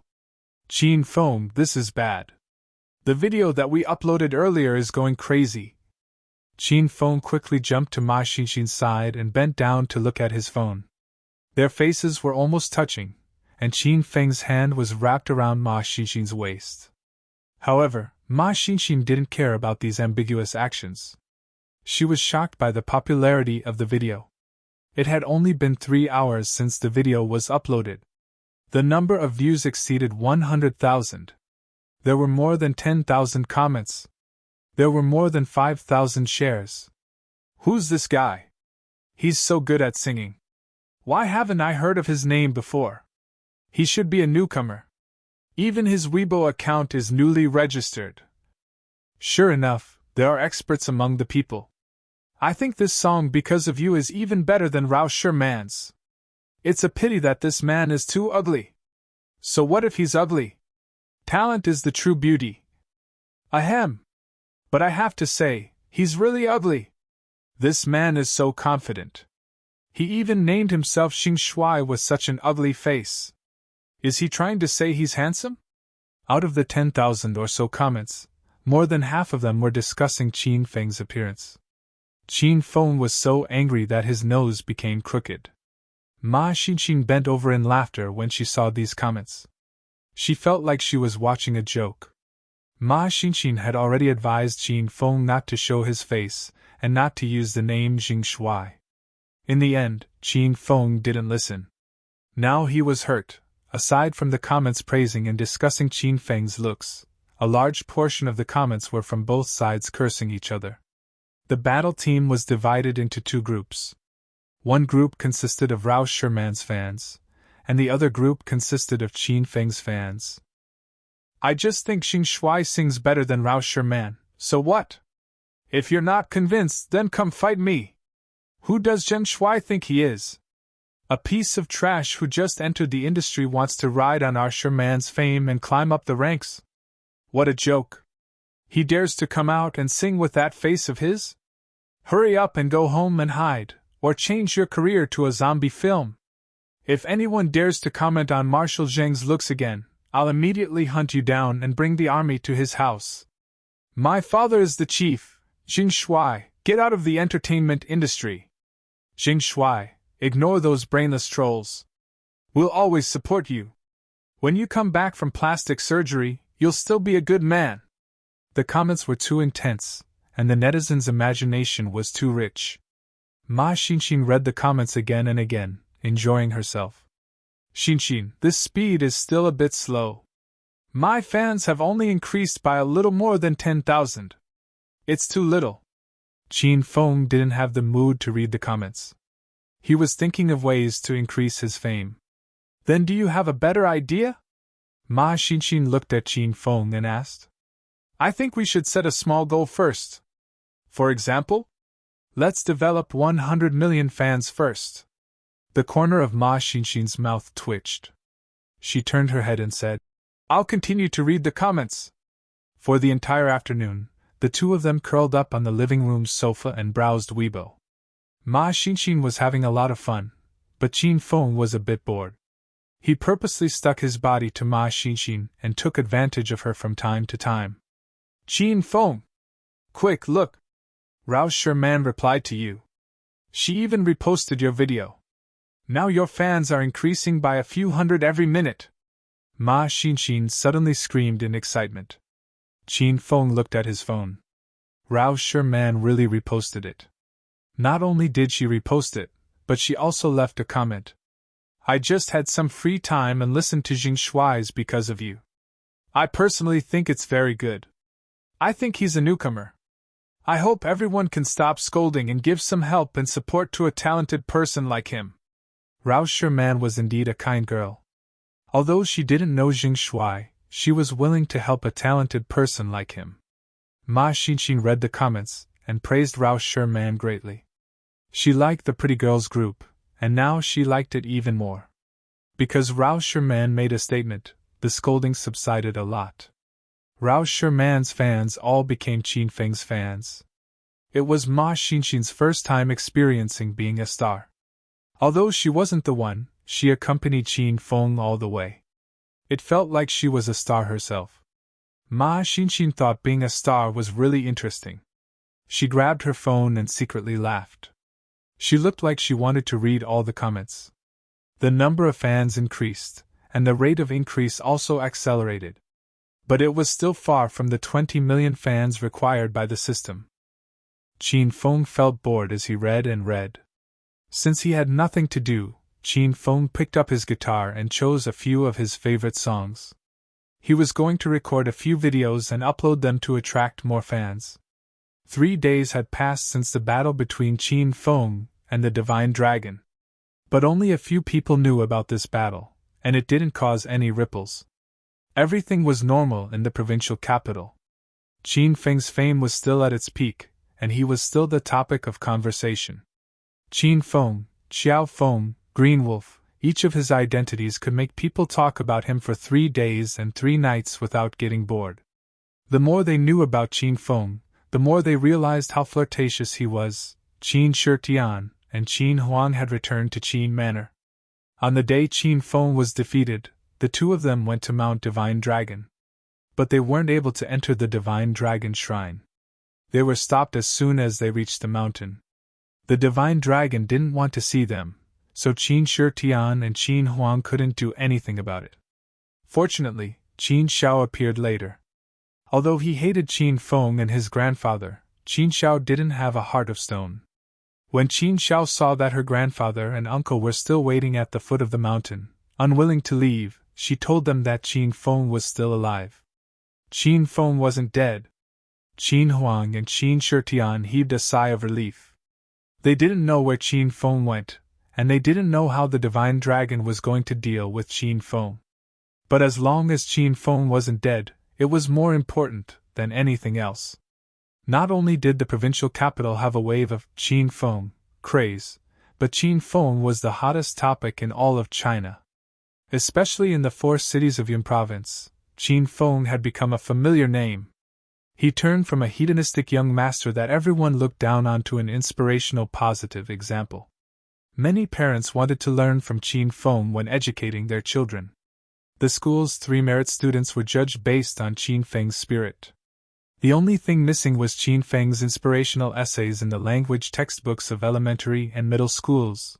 If others mentioned Qin Feng from time to time, the women in Hero City would miss him even more. Qin Feng had been gone for 3 days. It wasn't a long time, but those women missed him immensely. Most importantly, Qin Feng's cell phone was turned off after he left Hero City.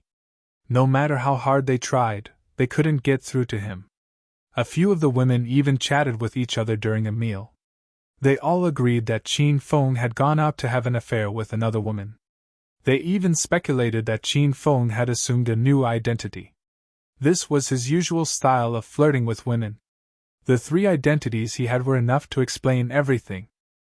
The construction of Hero City was in full swing, and Qin Feng's group of capable and beautiful women took care of it in an orderly manner. Lin Bei also brought her mother over. Mother Lin had worked hard for most of her life, and now she could finally live a stable and comfortable life. The Yun family also came. Yun Zhe sent a lot of people to help big brother Qin Feng with the construction and invested a large amount of money to build Hero City. Yun Xiao directly moved into Hero City. She was already engaged to Qin Feng, and Yun Xiao decided that Hero City would be her home from now on, because it was Qin Feng's home. The people from St. Medic also came to Hero City. Their representative was, of course, Ren Xiaoyao. Ren Xiaoyao was forced to come here by her family. Ever since Qin Feng visited the Ren family a few days ago, the Ren family had decided that Qin Feng would be their son-in-law. They even threatened Ren Xiaoyao that she could only marry Qin Feng. Otherwise, she would die alone. Qin Feng had left, but everything was developing, and it was developing in a good direction. Qin Feng had already helped the women become martial artists. He even gave them a martial arts secret manual. When the women had nothing to do, they would cultivate together. They had all entered Stage 2 Inner Qi. Lu Wenjing and Zhao Lingxian had even entered Stage 3 Inner Qi. Inside the Divine Dragon Temple, the Divine Dragon stood at the peak of a mountain and looked down at Jindu City. Qin Xiao suddenly walked in. "Master!" The Divine Dragon didn't look at Qin Xiao. His voice seemed to come from far away. "How is Qin Feng now?" "According to the informant in Zhongchuan City, Qin Feng hasn't done anything. He rented a house and stays in there every day. However, the woman who came to find Qin Feng has become thinner." A hint of doubt flashed in the Divine Dragon's deep black eyes. "Thinner? What do you mean?" "I don't know. That woman was originally very fat, but she became thinner recently. At first, the informant thought that Qin Feng found a new woman. However, according to these days of observation, it wasn't another woman. It was the woman who came to Mount Divine Dragon to find Qin Feng 3 days ago." The Divine Dragon only cared about Qin Feng. As for whether Ma Xinxin was thinner or not, it had nothing to do with him. A hint of dissatisfaction flashed in the Divine Dragon's eyes. He lowered his voice and said, "Tell them to find useful information. Don't worry about that woman." Qin Xiao was so scared that his body trembled. He hurriedly replied, "Okay, I'll give the order now." Chapter 875. When Ma Xinxin woke up, she realized that Qin Feng was famous. "Ah! Qin Feng, look, your Weibo fans have broken through the 100,000 mark." Ma Xinxin became fatter after a nap. Qin Feng fell in love with this woman's physique. It was as if she was born for Qin Feng. "How did I become famous? Did my Weibo fans exceed 100 million? Qin Feng hastily jumped from the sofa to the bed. "More than 100 million. Why do you keep thinking about the impossible every day? Your number of fans has exceeded 100,000. It has increased to 100,000 in one night. This is already a miracle." 100,000? Qin Feng shook his head, expressing his dissatisfaction. Ma Xinxin rolled her eyes at Qin Feng. She was completely speechless. As a newcomer, gaining 100,000 fans on the third day of his debut was more than enough to make an average person lose sleep. Ma Xinxin ignored Qin Feng and continued reading the comments. To Ma Xinxin, this was a very interesting thing because most of the comments were about Qin Feng's ugliness. Ma Xinxin was very happy when she read the comments. Goddess Sherman is right. Everyone should support Jing Shuai. With his looks, he still has the courage to live, and he dares to challenge the impossible to become a singer. We should learn from him. Apart from other things, Jing Shuai's voice is very charming. Sigh. Why does Jing Shuai have to show his face in a video? It's better if he records songs quietly. Maybe I'll fall in love with him. Good job, Jing Shuai. You're China's big brother Li Ji. Ma Xinxin covered her mouth and giggled from time to time. Her fat jiggled and her breasts bounced. Qin Feng H, come here. Someone wants to discuss a business partnership with you. Ma Xinxin became excited again as she read the comments. What partnership? No deal if the appearance fee is less than 5 million. Qin Feng might not be famous, but he was very courageous. Soon, Ma Xinxin's excitement dissipated, and the corners of her mouth curled up. She was laughing so hard that she couldn't breathe. Ha ha! Qin Feng, there's a plastic surgery hospital. They want you to be their spokesperson. Die. Also, this person is from a charity organization. They do charity for the disabled, and they want you to be their ambassador. They want to use your deeds to tell the disabled to live bravely. This event is great. Qin Feng, you should go. You can also help those poor people. The corners of Qin Feng's mouth were already crooked. What was going on? I'm not going. If you want to go, then go. You're still alive and kicking even though you're so fat. Your big sister Li Ji, Qin Feng complained. Ma Xinxin hadn't kissed Qin Feng yet, so she regained her previous chubbiness. She got angry and started to yell again. Also, this is the representative of the King of Masked Singers selection panel. They would like to invite you to participate in the King of Masked Singers competition. There's a newly opened dating website. They hope that you can register as a member representative of their platform. This is good, this is good. This is the director of a zoo. He wants to introduce a group of wild orangutans to expand the sightseeing program. He is paying you to go. Ma Xinxin was taking revenge on Qin Feng. She specifically picked out the comments that attacked Qin Feng and read them out loud. The corners of Qin Feng's mouth were already twitching. He threw himself onto the bed and pressed Ma Xinxin down. What are you doing? Ma Xinxin was so scared that she threw her cell phone away. In the next second, she realized that she couldn't speak because her mouth was blocked by Qin Feng. Qin Feng turned his grief and indignation into strength. He ferociously sucked the poisonous gas in Ma Xinxin's body. He wished that he could suck Ma Xinxin's tongue off. The poisonous gas surged violently and recklessly in Qin Feng's body. However, Qin Feng was already used to it. He easily suppressed and converted the poisonous gas into his own inner qi. Bang! A loud sound spread. Qin Feng advanced from stage 5 inner qi to stage 6 inner qi in a short while. At this moment, Ma Xinxin became thinner, and the poisonous gas in her body was sucked dry by Qin Feng. You're so annoying. No, I don't want to talk to you. Ma Xinxin used all her strength to push Qin Feng away. She felt like she was kissed forcefully. She was a little shy and excited at the same time. Sucking the poisonous gas was like eating a delicious breakfast. Qin Feng felt much better. Ma Xinxin picked up her cell phone and shyly leaned against the headboard to continue reading the comments. She pretended that nothing had happened. The new songs that Qin Feng uploaded yesterday also received a lot of response. Each of the videos had over 200,000 views. More than 30,000 comments. More than 10,000 views. Other than those pranks and invitations to Qin Feng, there were also some companies that sincerely invited Qin Feng to be their spokesperson.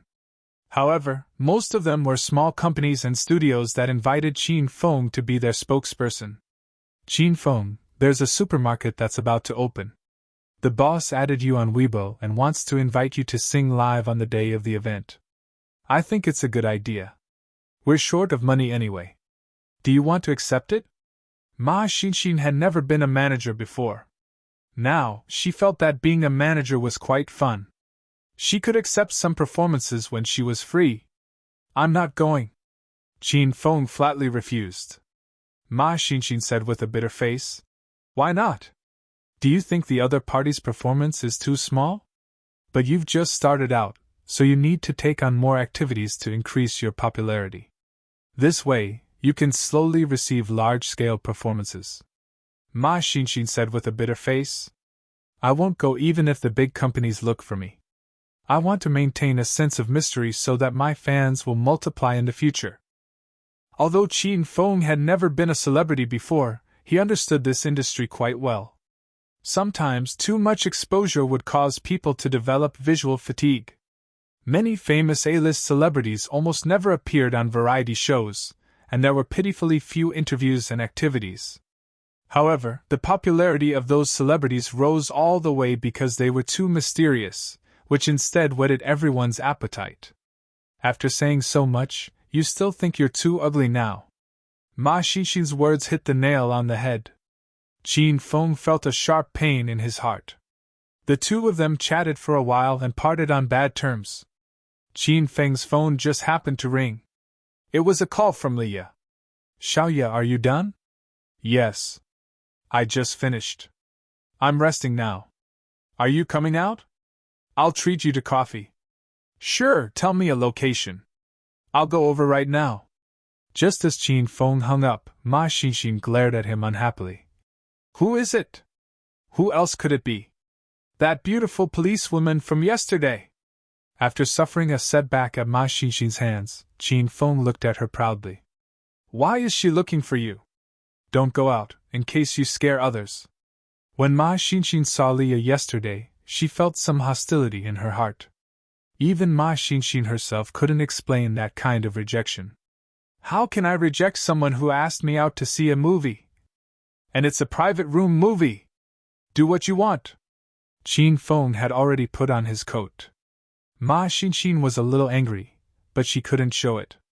Otherwise, if Qin Feng knew that she was jealous, it would be embarrassing.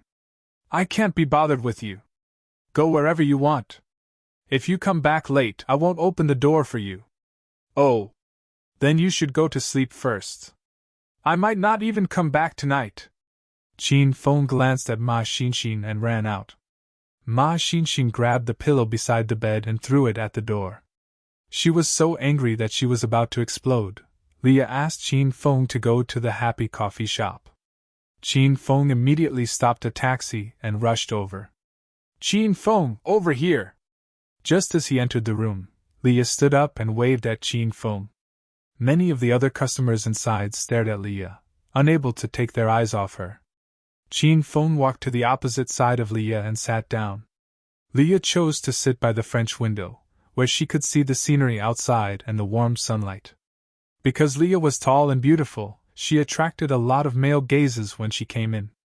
A few of them were even prepared to talk to Leah, but in the end, they saw Qin Feng coming over. Seeing Qin Feng's appearance, everyone was depressed. What kind of taste did beauties have these days? Have you been waiting for a long time? There was already a cup of coffee in front of Qin Feng. Qin Feng did not stand on ceremony and took a sip.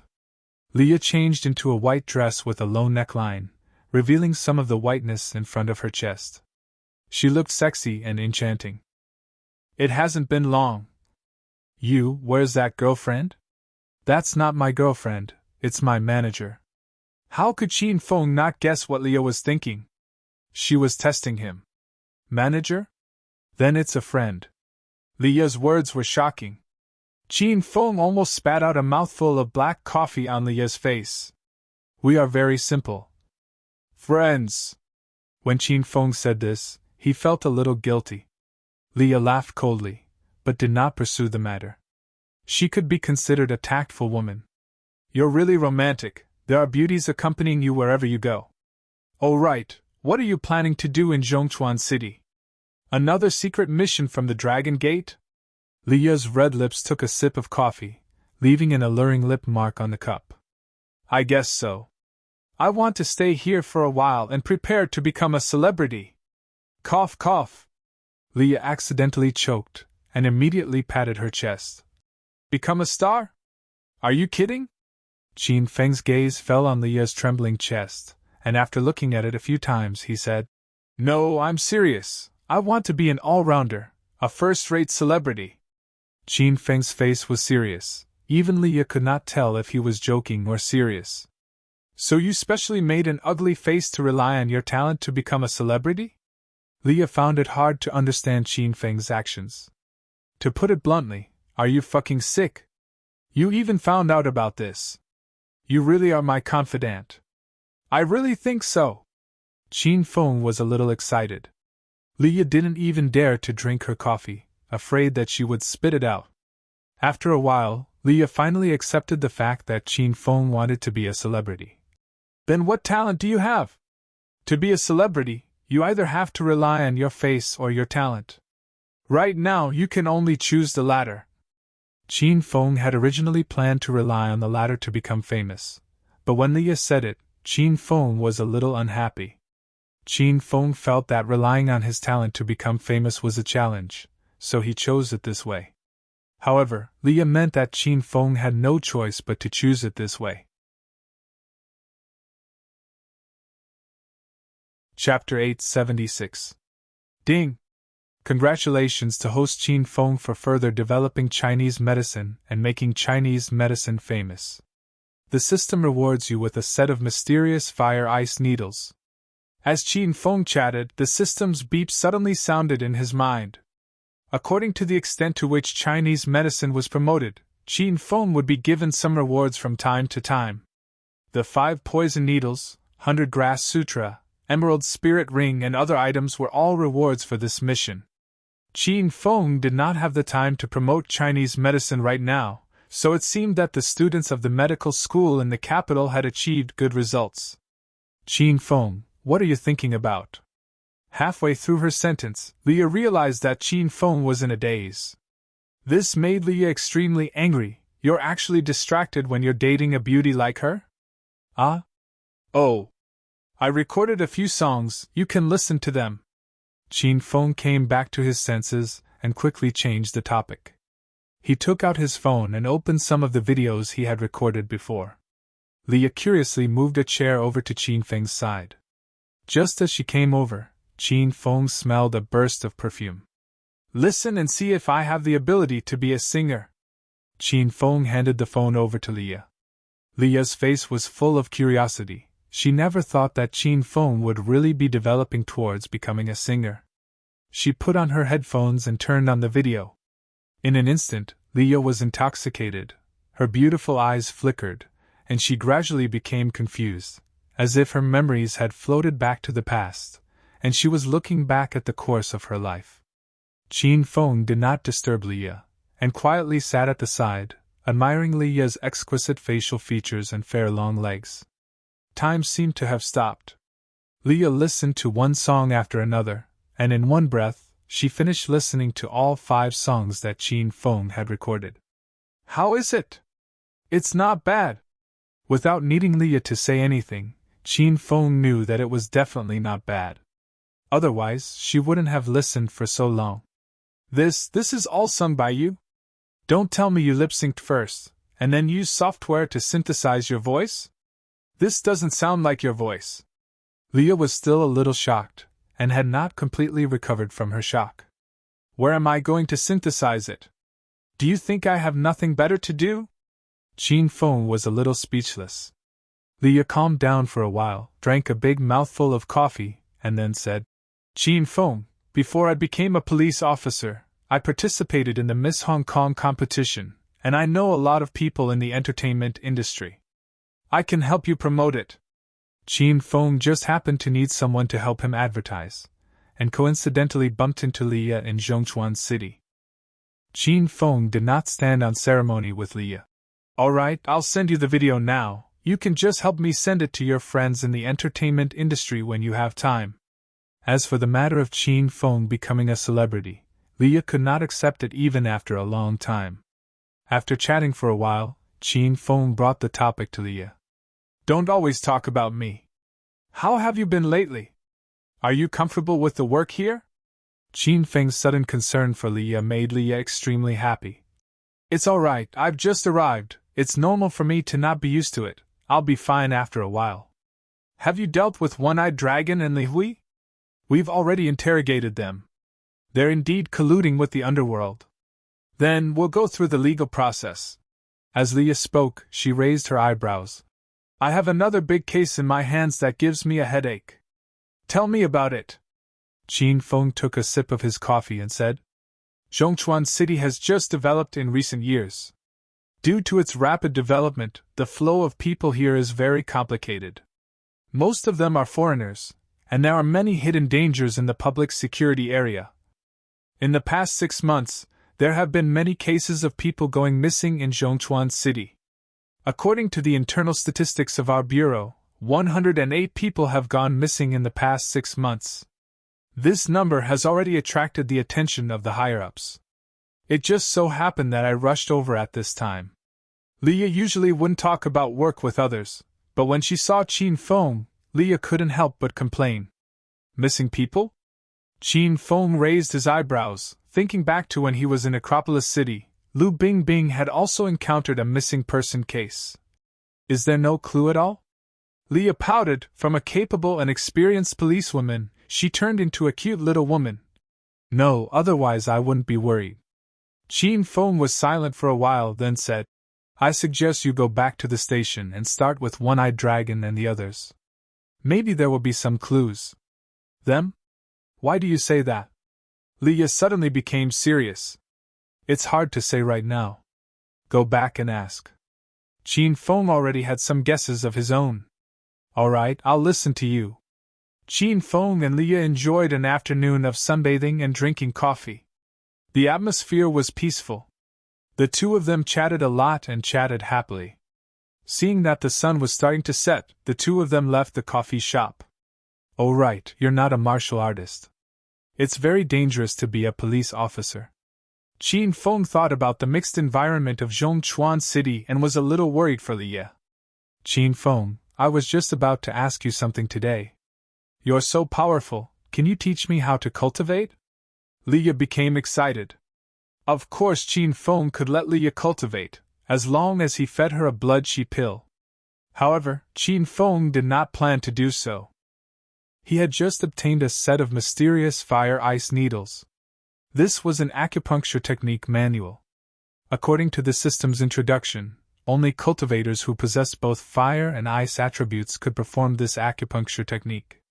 The main effect of this acupuncture technique was to cleanse one's body, allowing an ordinary person to be reborn and embark on the path of a martial artist's cultivation. There's a way, but it's not convenient. Qin Feng pretended to be in a difficult position. Is there really a way? Then hurry up and help me. What kind of relationship do we have? What's so inconvenient about it? Because of her identity as a police officer, Leah had come into contact with Chinese martial artists a long time ago. After witnessing the powerful skills of martial artists, Leah was extremely envious. Ugh! You really want to try? Of course, what do you want me to do? I'll do whatever you want. Leah held on to Qin Feng's arm, her movements extremely natural. Previously in Hong Kong, she had always been acting as Qin Feng's girlfriend. Cough, cough. I can use acupuncture to help you cleanse your marrow and change your physique. You can cultivate right away, Qin Feng said. Wow. So simple? Then let's start now. Leah jumped up excitedly. Then we'll have to find a house first, Qin Feng said seriously. Leah suddenly felt that something was wrong. She let go of Qin Feng's arm and said vigilantly, Why are you looking for a house? Aren't you going to help me become a martial artist? Cutting hair and washing marrow is not simple. I need 108 silver needles to pierce through all the acupuncture points in your body. So, you have to take off your clothes and cooperate with me. Qin Feng resisted the urge to maintain his righteous and unfathomable appearance. Leah was shocked and started to suspect Qin Feng's true intentions. No, is there no other way? Leah asked Qin Feng carefully. No, I can only cleanse my body. This method is the most effective, and it doesn't have any side effects. Not everyone knows how to use the mystic fire ice needle. It is rather strenuous for me to execute it. I wouldn't even help ordinary people when they ask me for help. If you are not willing, then I will return first. Qin Feng pretended to be angry, glanced at Leah, then turned and left. Leah stood at the entrance of the coffee shop in a daze, looking at Qin Feng's back figure that was getting smaller and smaller. She immediately chased after him. Hey! Why are you so stingy? At most, I'll let you stab me. Leah caught up to Qin Feng and immediately grabbed his arm, mainly because she was afraid that he would run away. Qin Feng suppressed the joy in his heart and said expressionlessly, How can I not be angry? What kind of relationship do we have? We are comrades who have gone through life and death together in Hong Kong. You still doubted my intentions just now, right? All right then, I won't give you any needles. It's really a thankless task. Qin Feng was the only one who could do such a shameless thing, even after getting a bargain. However, Leah had a guilty look on her face. It was obvious that she believed Qin Feng's nonsense. Sorry, I was too petty. Let's go, I'll take you to my apartment. You have to help me become a martial artist. Leah hugged Qin Feng's arm even tighter. As if to please Qin Feng, she purposely rubbed her chest against Qin Feng's arm a few times. That feeling was too wonderful for words, and Qin Feng was overjoyed. As night fell, the street lights lit up. Across the sea, one could see the night view and prosperity of Hong Kong, and the development of Zhongchuan City was also extremely rapid. In the midst of the bright lights, all kinds of people came and went. Qin Feng and Leah leisurely walked through the crowd on the street, as if they were a couple taking a stroll. It was filled with a warm and sweet feeling. Leah's apartment was allocated by the police station. It was a single apartment with one room and one living room. The environment inside was not bad, and the decorations were also of a high grade. Qin Feng. Why don't you go sit on the sofa for a while? I'll make dinner for you. After entering the room, Leah became nervous. She was not ready to take off her clothes and be stabbed, so she found something else to do to stall for time. There's no need to eat. Let's get down to business first. Let's go to the bed in your room. It's easier to pose there than on the sofa. Qin Feng waved his hand and said, Ah? What posture? What are you going to do with the needles? Leah was shocked, and even regretted bringing Qin Feng back. Qin Feng saw that he had accidentally said something wrong, and immediately said with a serious expression, What are you thinking? The mysterious fire ice needle is very complicated. Not only does it have to be stabbed in the front, it also has to be stabbed in the back. Qin Feng heaved a sigh of relief in his heart. He even started to feel proud of his reaction speed. Leah was still a little nervous, but she had already come this far, so it wouldn't be good to retreat. Then I'll go back to my room first. I'll call you when I'm done. Leah's beautiful face was flushed red. Her voice carried a hint of Hong Kong accent, causing Qin Feng's entire body to go numb. Qin Feng sat on the sofa and ate some fruits. Leah had already entered the house, and not long later, Leah's delicate voice came from inside the house. Qin Feng, I'm done, you can come. Brother Ashua's temper is explosive, he loves to give you rewards whenever he doesn't agree with you. Why don't you go to heaven? Young Master Du is waiting for you to soar in the sky. This month, young Master Du updated 4 times a day, but he discovered a serious problem. The subscription was dropping very quickly. Could it be that everyone didn't like young Master Du too much? Then young Master Du should reflect on himself. Please subscribe. Chapter 877. Just as Qin Feng walked into Leah's boudoir, he was surrounded by the fragrance of flowers. The room was clean and tidy, and there was a double bed. The bed sheet was a bright red color that made people restless, and Leah was sitting on it. Leah's body was covered with a pure white wool blanket. From the looks of her bare arms, she had indeed taken off her clothes, but there were still black shoulder straps on her shoulders. It seemed like she had not taken them off completely enough. "Take off your underwear too!" Qin Feng stood beside the bed with an indifferent expression. Leah had been hesitating whether to take off her underwear or not. She didn't think that Qin Feng would ask her to take it off as soon as he entered the room. Must I take it off? You still want to tie your chest?" Leah was scared out of her wits. How abnormal was this Qin Feng? "Don't ask so much. Hurry up and take it off. I'm helping you become a martial artist. This is a very sacred thing. What are you thinking about?" Qin Feng was a little impatient. Leah was too embarrassed to ask any further. She could only bury her head under the blanket and start to take off her underwear. Qin Feng sat on the edge of the bed. On the surface, he maintained a calm expression, but his heart was about to jump out of his throat. A rustling sound came from behind him, tickling Qin Feng's heart. Very quickly, Leah threw a set of black inner body beside the bed. Qin Feng couldn't help but take a few more glances. I'm done." Leah's shy face was boiling hot. Her entire body felt like it was about to ignite. Qin Feng was already on the bed. With a wave of his hand, a cloth bag appeared in front of him. Inside the bag were silver needles of different lengths. Seeing that Qin Feng was well prepared and had a professional posture, Leah's nervousness finally calmed down a little. She started to feel guilty in her heart again. It seemed that Qin Feng really did not think too much about it, but he thought wrongly. "Pull the blanket away and lie down." Qin Feng didn't look at Leah.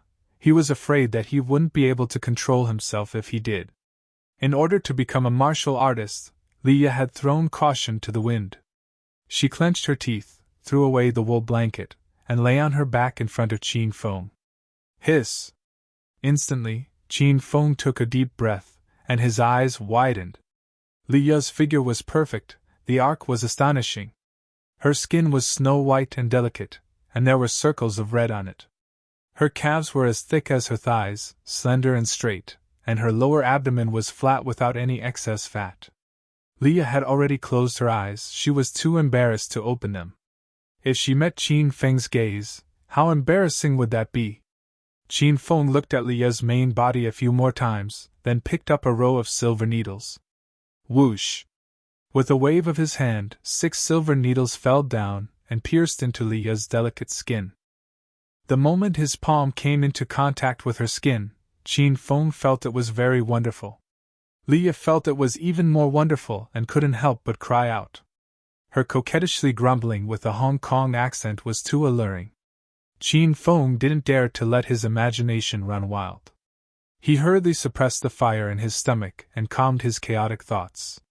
Swish, swish, swish! With the rise and fall of his hand, Leah's body was quickly covered with silver needles. This was Qin Feng's first time using the mysterious fire frost needle technique. However, because he already had the 5 elements needle technique, Qin Feng's acupuncture technique had reached the point of perfection. Rumble! On Qin Feng's right hand, a ball of flame suddenly appeared. This sudden sound startled Leah. She instinctively opened her eyes and exclaimed, Your hand is on fire! Stab! Another crisp sound rang out. Qin Feng's right hand was covered in a layer of ice. At the same time, Qin Feng's calm voice rang out. Don't speak, lie down peacefully! Qin Feng had one hand on fire, and the other on ice. This was the essence of the mysterious fire frost needle. At this moment, Leah completely believed that Qin Feng was really helping her become a martial artist, and did not have any ulterior motives. This miraculous acupuncture technique caused Leah to be dumbstruck. Flames and extreme ice rang out from time to time, and the silver needles that landed on Leah's body alternated between hot and cold. Leah felt as if her body had 2 extremes. One moment it was as if she had entered a hot desert, the next moment it was as if she had fallen into the bitter cold of the North Pole. Leah was still shouting from time to time, but it was a painful sound. The invasion of the ice and flames was not that fun, especially for ordinary people. This was a type of torture, But without torture, how could they achieve the effect of cutting hair and washing marrow? Sit up! After the acupuncture point in front of him was finished, Qin Feng helped Leah up. The skin on Leah's body was too slippery. As Qin Feng touched it, it slipped to other parts a few times. However, Leah did not care about this. She had a pained expression on her face as she fought against the ice and flames in her body. Qin Feng could feel Leah's torment, but he did not divert his attention to admire Leah's body or take advantage of her. Instead, he focused all his attention on the acupuncture, trying to complete the process of cutting hair and washing marrow as soon as possible. Ka ka ka! Waves of subtle sounds spread out from Leah's body, like the sound of bones cracking. The effects of cutting hair and washing marrow had already begun to show. A layer of black dirt appeared on Leah's originally white skin. Leah also felt that the meridians and bones in her body were undergoing changes. The changes were very subtle, but also very magical.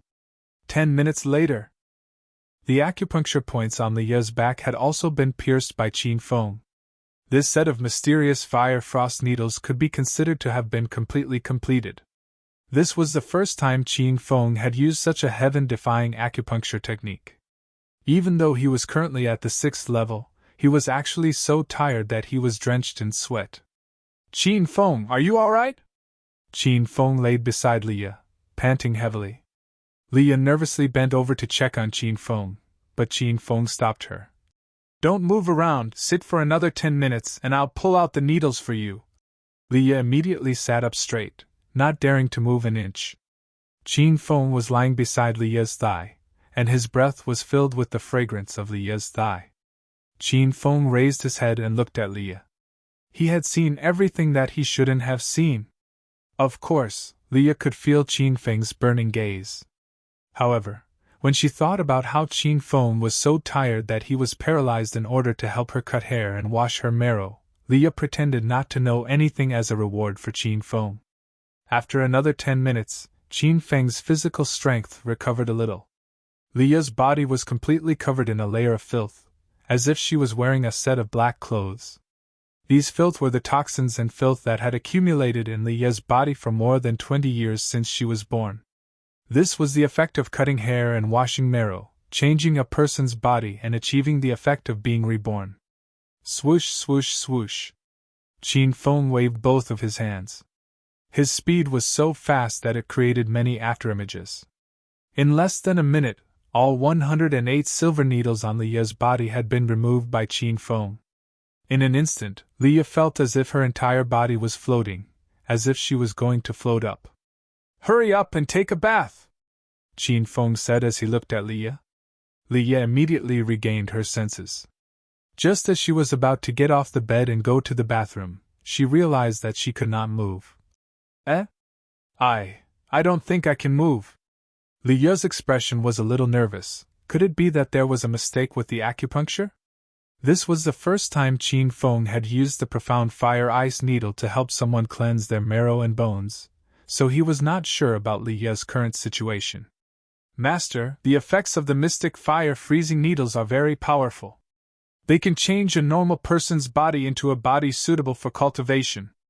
The person who was injected with the needles will need to rest for 3 hours to return to normal. It's normal for the body to be stiff and unable to move. Little Pig's voice rang out. Looking at Leah, who was covered in dirt and sitting on the bed, Qin Feng said truthfully, Xiaoya, you have to sit on the bed for 3 hours before you can move, and then you can cultivate. Leah's expression was shocked. But my body is covered in dirt, the bed sheets are going to get dirty, and these things are sticky, it's so uncomfortable. Qin Feng could not bear to watch any longer. How could the originally white and clean Leah endure being surrounded by dirt for 3 hours? Qin Feng bent down and carried Leah to the bathroom. What are you doing? Leah wanted to move, but she couldn't. She sat in the bathtub with a nervous expression. I'll help you bathe, don't think too much. Qin Feng's voice was unquestionable. Before Leah could refuse, Qin Feng had already started to turn on the water, and then help Leah wash her body. Although Leah could not move, her body's senses were still there. She felt her body being touched by a man, and her entire body was about to burn. The bathroom was filled with an ambiguous atmosphere. Qin Feng was also extremely excited, but he kept suppressing the fire in his belly. How could he lay his hands on a woman he couldn't touch? Qin Feng was obviously unable to do it. After bathing, Leah returned to her previous fair and white skin. At this time, Leah's skin was tender and white. It was as delicate and soft as a newborn baby's, and could even reflect a trace of sparkling and translucent light. Qin Feng was dumbstruck. After regaining his senses, he immediately carried Leah back to the bed. Leah was still sitting, and her waist was a little sore from sitting. Qin Feng placed Leah down, smoothed her hands and feet, and let her lie on the bed. After doing everything, Qin Feng leaned against Leah's bed and looked up and down. Leah's face darkened. She was extremely depressed. "You, help me cover myself with the wool blanket. What if I catch a cold?" Leah pouted and complained. Qin Feng took the woolen blanket from the side of the bed and moved his body close to Leah's, covering himself and Leah together. The corner of Leah's mouth twitched. If she could move now, she would definitely kick Qin Feng off the bed. You're pissing me off. How did I anger you?" Qin Feng's face was blank, as if he was pretending to be real. "I told you to cover me, why did you come in?" "I'm also afraid of catching a cold," Qin Feng said seriously. Leah gritted her teeth. She was so angry that she couldn't even speak. She couldn't move now, and Qin Feng was still shamelessly refusing to leave. Leah was at her wits' end. Qin Feng realized that the profound fire ice needle consumed too much energy. Even with his current level of inner six, he could barely use this set of needle techniques. After lying on the bed for a while, Qin Feng fell asleep. He tilted his head and directly laid on Leah's chest. Leah's face turned red from embarrassment. She wanted to wake Qin Feng up, but seeing Qin Feng's tired expression, Leah couldn't bear to do so. After an unknown period of time, Leah also fell asleep. As she fell asleep, the two of them hugged each other. Chapter 878. When she woke up early in the morning, Leah was shocked. Qin Feng was sleeping soundly, but he was woken up by Leah's scream. After calming down, Leah remembered what had happened last night. At that time, Leah had watched Qin Feng fall asleep on her and did not care about him. Now, Leah could not say anything to Qin Feng. The effect of the mysterious fire ice needle was not bad. After Leah woke up, her body could already move. She felt that there was an additional qi in her dantian, and she could control this qi on her own. Leah successfully stepped into the ranks of martial artists. Before Qin Feng left, he gave her a martial arts secret manual and some pills. However, Leah had just stepped into the first level of inner qi, so Qin Feng suggested that she cultivate for a few more days before considering eating pills to break through. Time flew by like the clouds. In the blink of an eye, Qin Feng had been in Zhongchuan City for more than a week. In the next few days, Qin Feng stayed in the house to record videos and upload them. With Rao Sherman's help and Leah's publicity, Qin Feng's fame had increased by more than 10 times. "Qin Feng, another entertainment company wants to sign you. Are you going?" Ma Xinxin had been extremely busy these days. She was browsing Weibo, reading comments, posting videos, and selectively replying to some content. She was simply about to be nurtured into a qualified manager by Qin Feng. "No!" Qin Feng's voice came from the bathroom. He was taking a shower. These days, Qin Feng's Weibo fans had already broken through the 1 million mark. The total number of comments on all the videos had been checked over 100,000. Qin Feng's Weibo had gone crazy. More and more companies were looking for Qin Feng to cooperate with. This time, it was a serious entertainment company. The companies were of different sizes and backgrounds. This time, Qin Feng was really popular. However, Qin Feng still maintained a low profile. He was determined not to sign a contract, show his face, or participate in any interviews or activities. "Qin Feng, this entertainment company is very famous in the mainland. The beautiful girl group is currently signed under their company's name. This is the third time they've asked you out. Do you want to think about it again? Don't you want to break through 20 million fans? If you sign a contract with this company and let them publicize it, you might really be able to meet your expectations. Qin Feng walked out of the bathroom with a towel wrapped around his body and was drying his hair with it. What company? Qin Feng asked casually. Starry Live Media, the headquarters is in the capital. Now the person in charge of the branch in Zhongchuan City is asking you. Why don't we go and have a look? You have nothing better to do anyway. Ma Xinxin had heard of Starlight Media, which was a company opened by Yang Ken, the son of the Yang family, one of the 4 big families in the capital. It was still very famous in the entertainment circle. Starlight Media? That sounds familiar. Who's the head of the capital? Qin Feng raised his eyebrows. One of the 4 young masters, Yang Ken. No wonder it sounded so familiar. When Rao Sherman and Zhang Kuka went to Provincial Capital University for a concert, Yang Ken and Lu Shu had the idea of seducing the 2 women. At that time, Yang Ken mentioned the Starlight Media Company. So it's my little brother's company.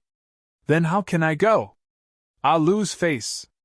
Qin Feng flatly refused and continued to dry his hair. The corner of Ma Xinxin's mouth twitched. She didn't know that Qin Feng had subdued the capital's 4 young masters, so she thought Qin Feng was bragging again. Seeing Qin Feng's resolute attitude, Ma Xinxin was at her wits' end. In just a few days, Qin Feng had rejected no less than 20 entertainment companies' invitations. Ma Xinxin could only do as Qin Feng said. She replied to the person in charge of Starlight Media in Zhongchuan City and politely refused the other party's invitation. At the same time, on the main floor of Starlight Media Company in Zhongchuan City, Zhao Bin slammed the table and stood up. Zhao Bin was the person in charge of the Starlight Media Company's branch in Zhongchuan City. Because Zhongchuan City had just begun to develop, this branch was only invested in it half a year ago. Now the branch needed to sign a large number of star artists. Zhao Bin took a fancy to Jing Shuai, who was recently a hot topic on Weibo.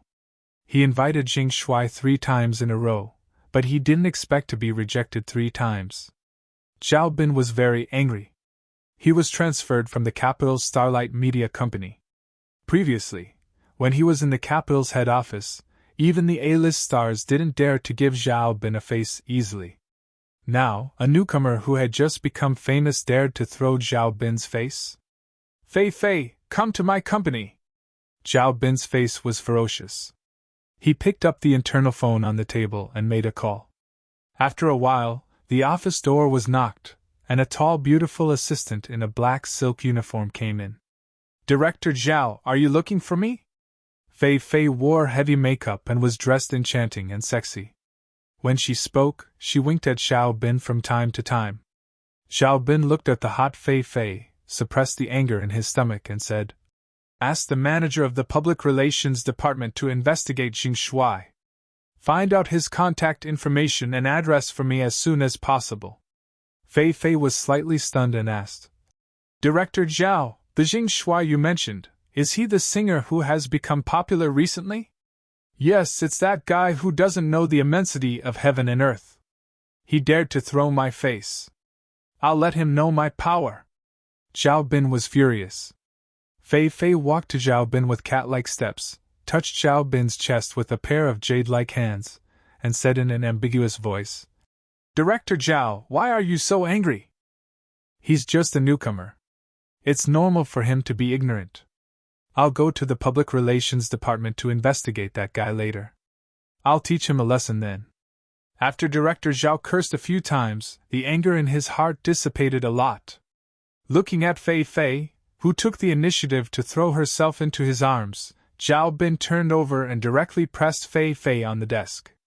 You little vixen, looks like I didn't feed you enough last night. I'll let you have a good time today. Zhao Bin converted the remaining anger into evil fire and pressed it on Fei Fei's body in full swing. The office was loud and clear. Some employees who wanted to report to Zhao Bin quickly retreated. They were used to this kind of passion in the office.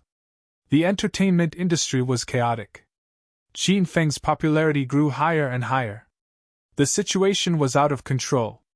More and more film and entertainment companies signed contracts with Qin Feng. Many producers of variety shows personally invited Qin Feng to be a guest, but Qin Feng rejected them all. He was too lazy to show his face in public. 2 days later, Qin Feng's Weibo fans broke through the 1.5 million mark. It was more than 200,000 in one day. The growth rate of more than 200,000 stunned Ma Xinxin. Xinxin, the doorbell is ringing. Go see if it's food delivery. Qin Feng was recording a new song. Ma Xinxin ran to the door in her slippers. Soon, Qin Feng heard Ma Xinxin scream. Who are you people? Get out.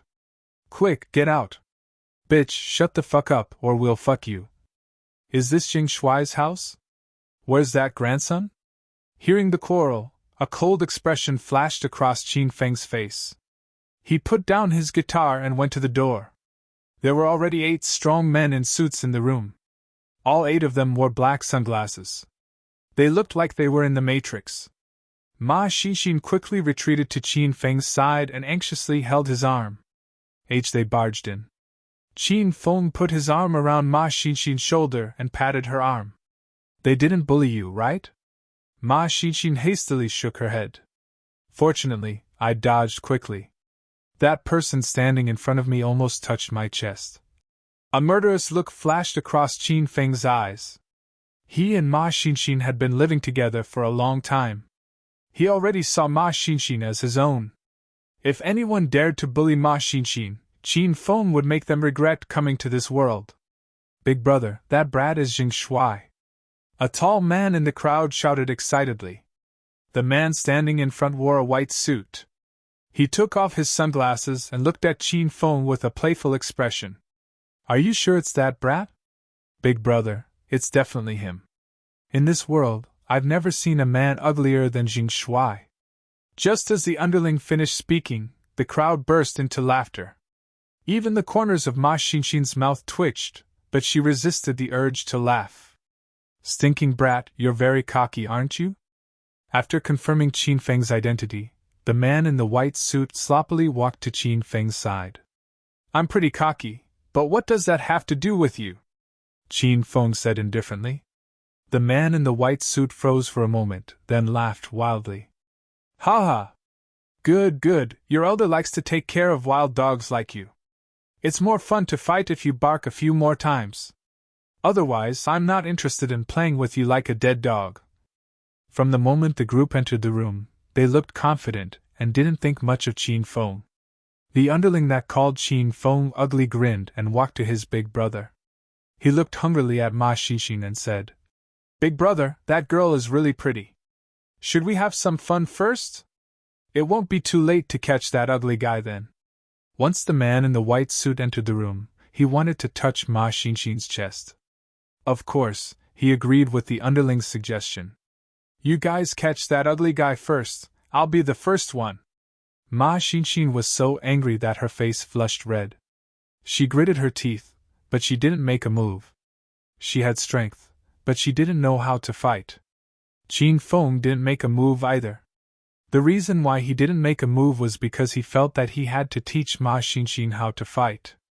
Otherwise, when he wasn't by her side in the future, this girl would suffer. The underling already pounced with a cold smile and wanted to catch Qin Feng.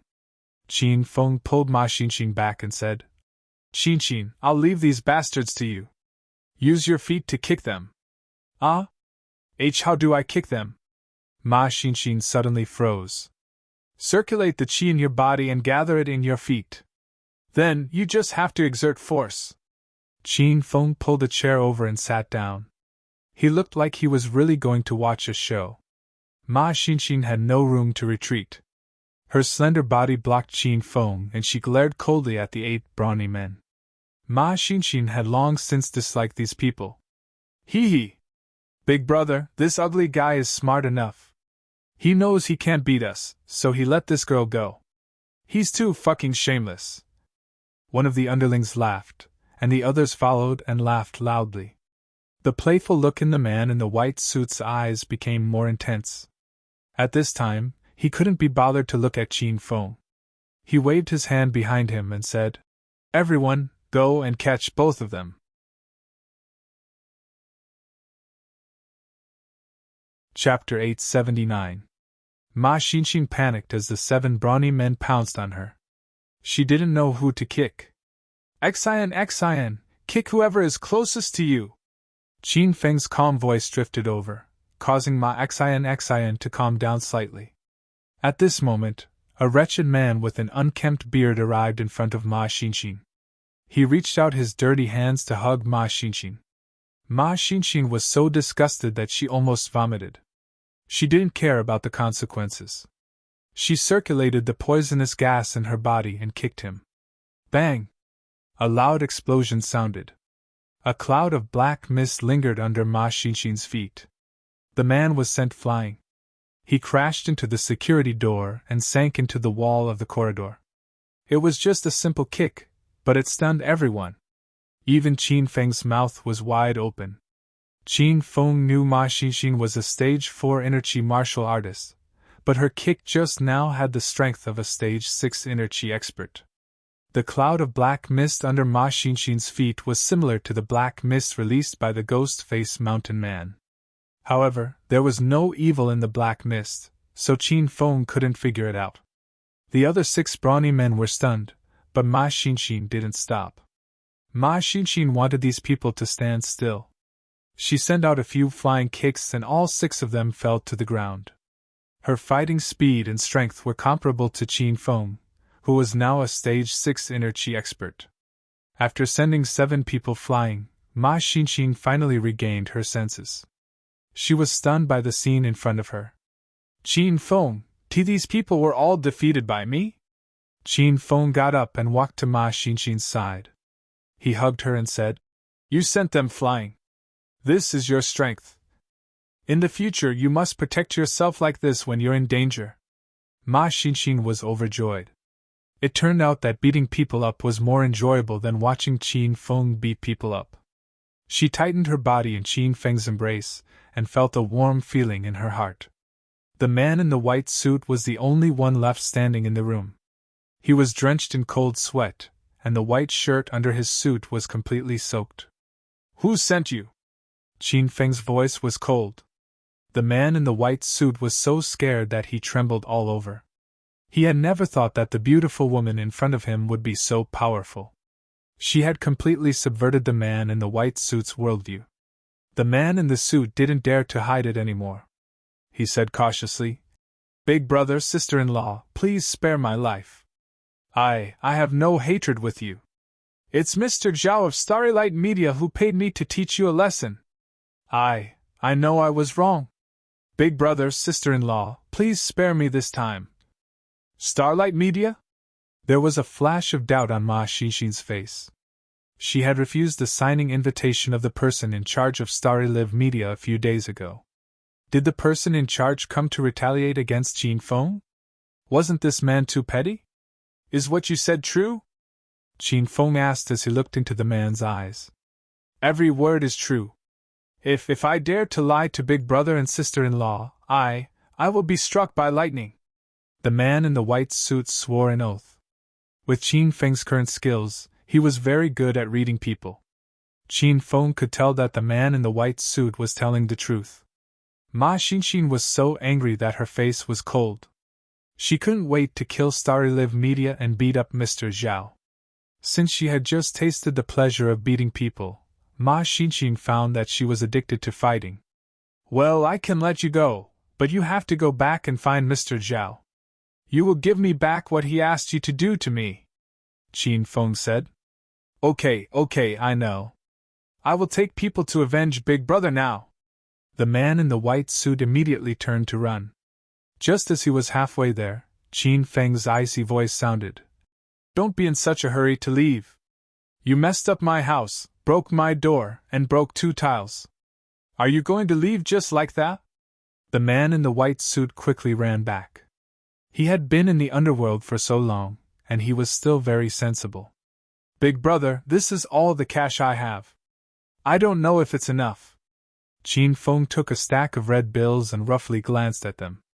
There were about 2,000 bills, which made Qin Feng very unhappy. Big brother, don't worry. My little brother still has. Seeing Qin Feng's face turn cold, the man in the white suit was so scared that he quickly searched the wallets of his little brothers. There were a total of 8 people, and they had collected more than 10,000 yuan. Qin Feng and Ma Xinxin were short of money now. They had spent all the money before. This more than 10,000 yuan came at the right time. All right, get out of here. After that, I will inquire about the situation of Mr. Zhao of Starlight Media. If you don't go to find trouble with him, Zhongchuan City is not big. Unless you don't want to stay here anymore, I will find you out one by one. Then, this is the end. Boom! As soon as Qin Feng's voice fell, a flame suddenly ignited over the room.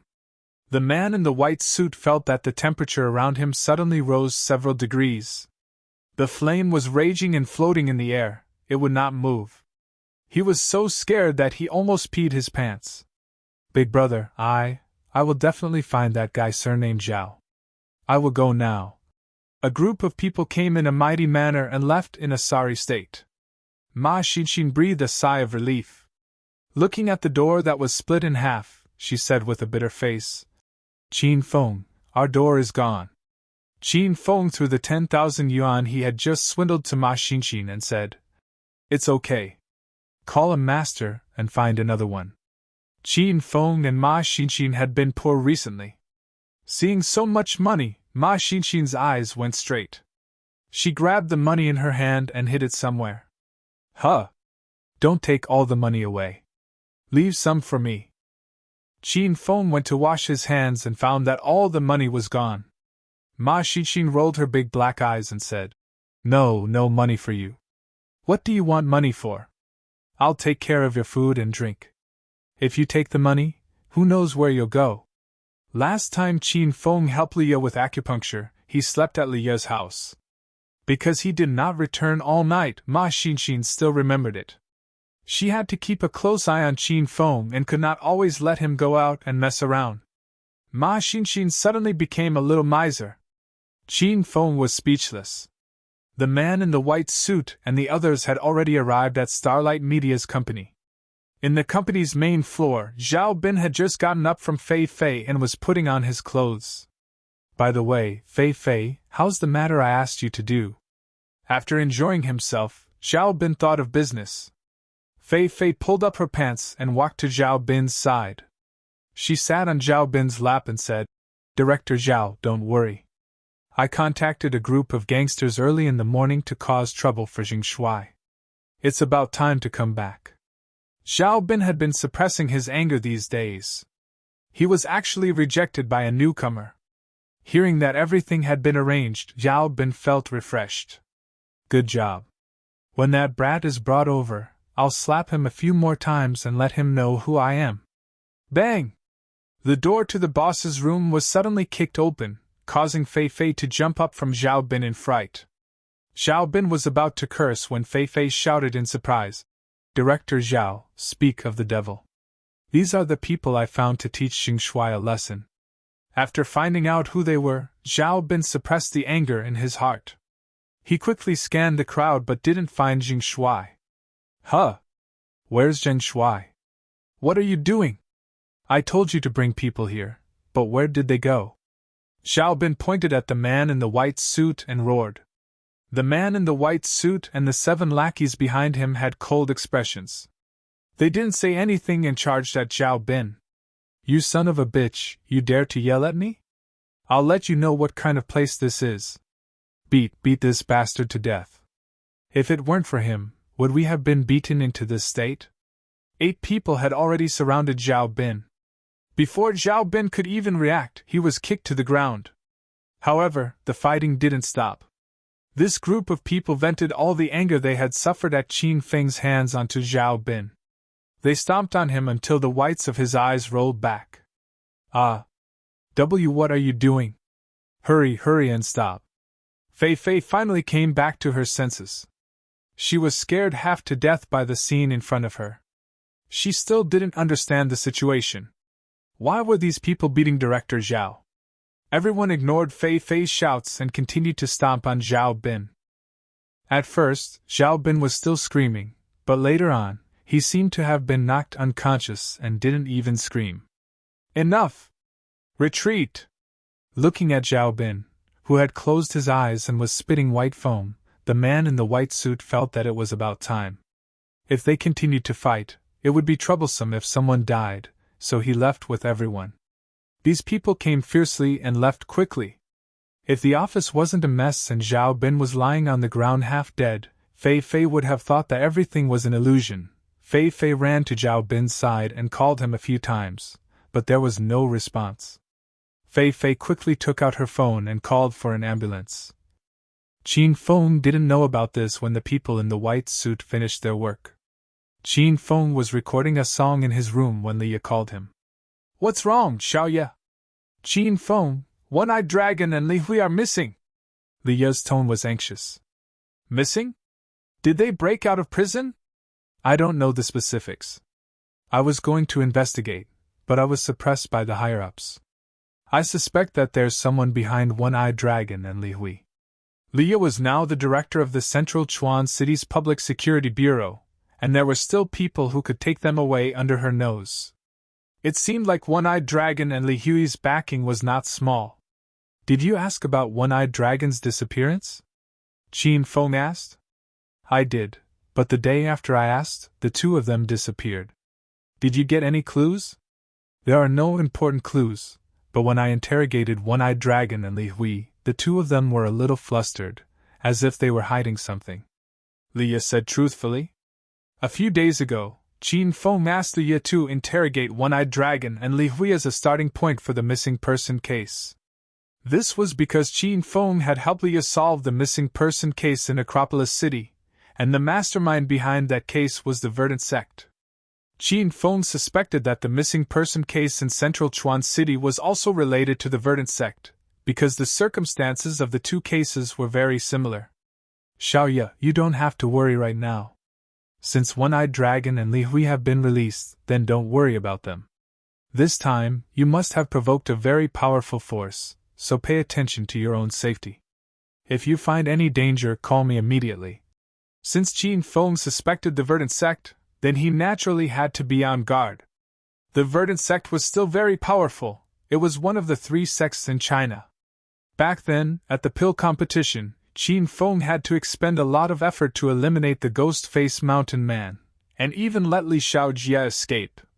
Alright, I understand. I'll call you if I need anything. Leah hung up the phone with Qin Feng, her heart filled with warmth.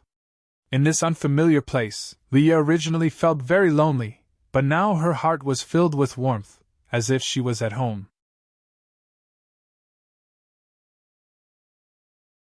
Chapter 880. Night fell. Under a bridge in Zhongchuan City, 2 figures were sneaking around. Motherfucker, Leah, you bitch, remember this. Sooner or later, I will return to the police station and replace you as the chief. Then I will press you down and make you a slave for life. I will not let that ugly toad off either. He dared to blind me, I will tear him into pieces. The two were Li Hui and Brother Dulong. Brother Dulong's eye was blinded by Qin Feng, and he became an eyeless dragon. He had to rely on Li Hui to walk. The two stopped under the bridge. Brother Dulong could not see anything and could only sit on the ground. Li Hui looked left and right as if he was waiting for someone. Under the night sky, there was no light on the bridge, and it was pitch black. The cold wind blew by the seaside, and after staying here for a while, Brother Dulong and Li Hui had goosebumps. Brotherly, why isn't the Great Elder here yet? Brother Dulong could not take it anymore.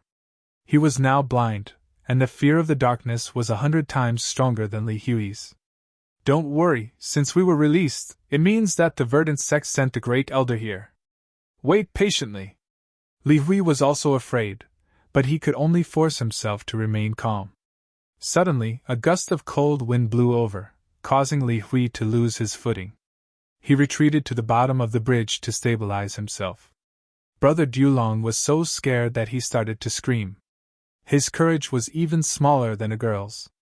The cold wind receded, and a man wrapped in black robes stood on the bridge, as if he came out from the ground.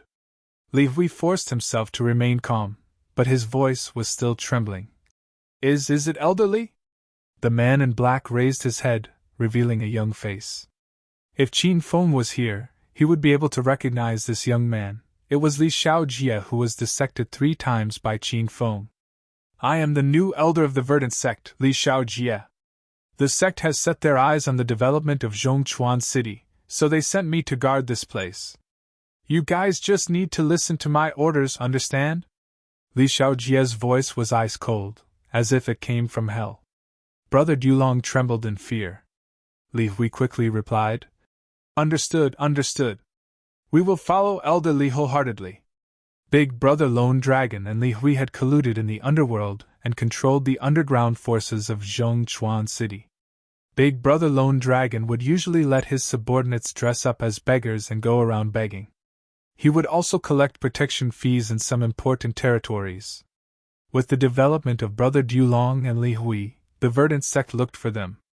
The Verdant sect had their eyes on Zhongchuan City because it was a newly developed city with all sorts of people mixed in. It was a good place to kidnap people for experiments.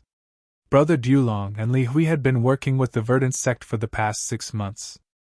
Every month, they would kidnap some outsiders for the Verdant sect, and the Verdant sect would reward them with a large sum of money and jewels. The Verdant sect had taken the two's capture seriously. They had sent Li Xiaojie here to prevent similar incidents from happening again.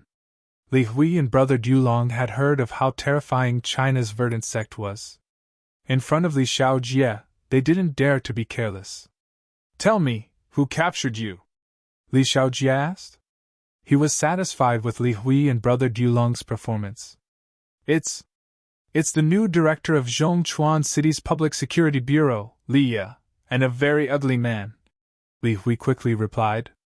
Brother Dulong became angry when he heard Qin Feng's name. He added, Elderly, that ugly man is very powerful. He injured a dozen of my brothers. Later, Brother Li brought a dozen police officers to capture him, but they were also beaten up by him. A trace of contempt flashed across Li Xiaojie's eyes. In his opinion, Zhongchuan City was just a new city. How powerful could there be? Li Hui and Brother Dulong were only powerful in the eyes of ordinary people like them. All right, I'm here to build a branch of the Verdant sect. After I'm done with the construction, I'll avenge you. Follow me for the next few days and cooperate with me on my mission. Li Xiaojie didn't put Li Ye and Qin Feng in his eyes. Elderly, the one-eyed dragon and I pledge our lives to serve you. This night was destined to foreshadow the future of Zhongchuan City. Because the people of the Verdant sect had arrived, a ward in the first hospital of Zhongchuan City was not peaceful either. Zhao Bin was lying on the bed, grimacing in pain. His body was covered in bandages, making him look like a zombie. Fei Fei sat by the bed and took care of Zhao Bin.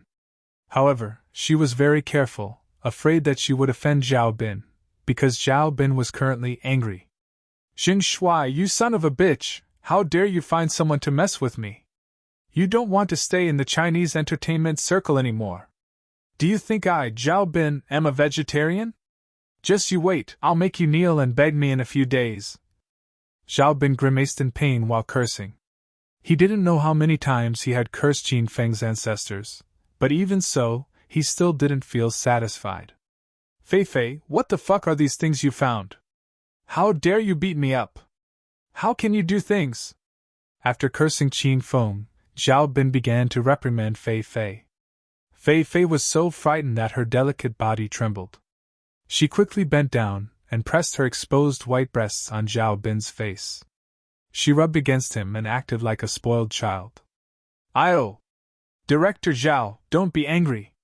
I didn't know those hoodlums would betray me. It's my fault this time.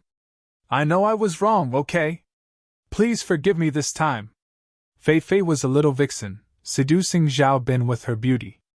Coincidentally, Zhao Bin was a pervert. The two of them were in cahoots with each other. Zhao Bin smelled the fragrance on Fei Fei's breasts, and the anger in his heart instantly dissipated. He couldn't help but open his mouth and bite down hard. Fei Fei started to scream in pain. Fortunately, the two of them were staying in a VIP ward, and Zhao Bin was the only patient. Otherwise, the scene in front of them would be indecent. After nibbling for a while, Zhao Bin stopped when the snow-white skin on Fei Fei's chest was red and swollen. If it wasn't for the fact that his whole body was wrapped in bandages, he would have pressed Fei Fei down and done it again. Director Zhao, now you feel good, right? Fei Fei leaned in Zhao Bin's arms, and her hand was still touching Zhao Bin's thigh. Yes, but if I can beat that ugly freak up, I'll feel even better. Zhao Bin was still thinking about teaching Qin Feng a lesson. Director Zhao, that ugly freak is just a newcomer. If you want to beat him up, it'll be a piece of cake. Fei Fei's eyes flickered with a sinister light. What good idea do you have? Tell me. Zhao Bin immediately became spirited. He pinched Fei Fei's chest with one hand, and Fei Fei screamed in pain again. Director Zhao, be gentle. Doesn't that ugly freak want to be a singer? We must stop him. With Director Zhao's position in Starlight Media, it should be very easy to ban such a newcomer. Fei Fei revealed the plan in her heart. Zhao Bin listened and clapped his hands. Previously, he wanted to beat Qin Feng up to vent his anger, but he forgot his power in the entertainment circle. Okay, let's do that. Xing Shuai, oh Xing Shuai, who asked you to offend me? I'll let you know what means is.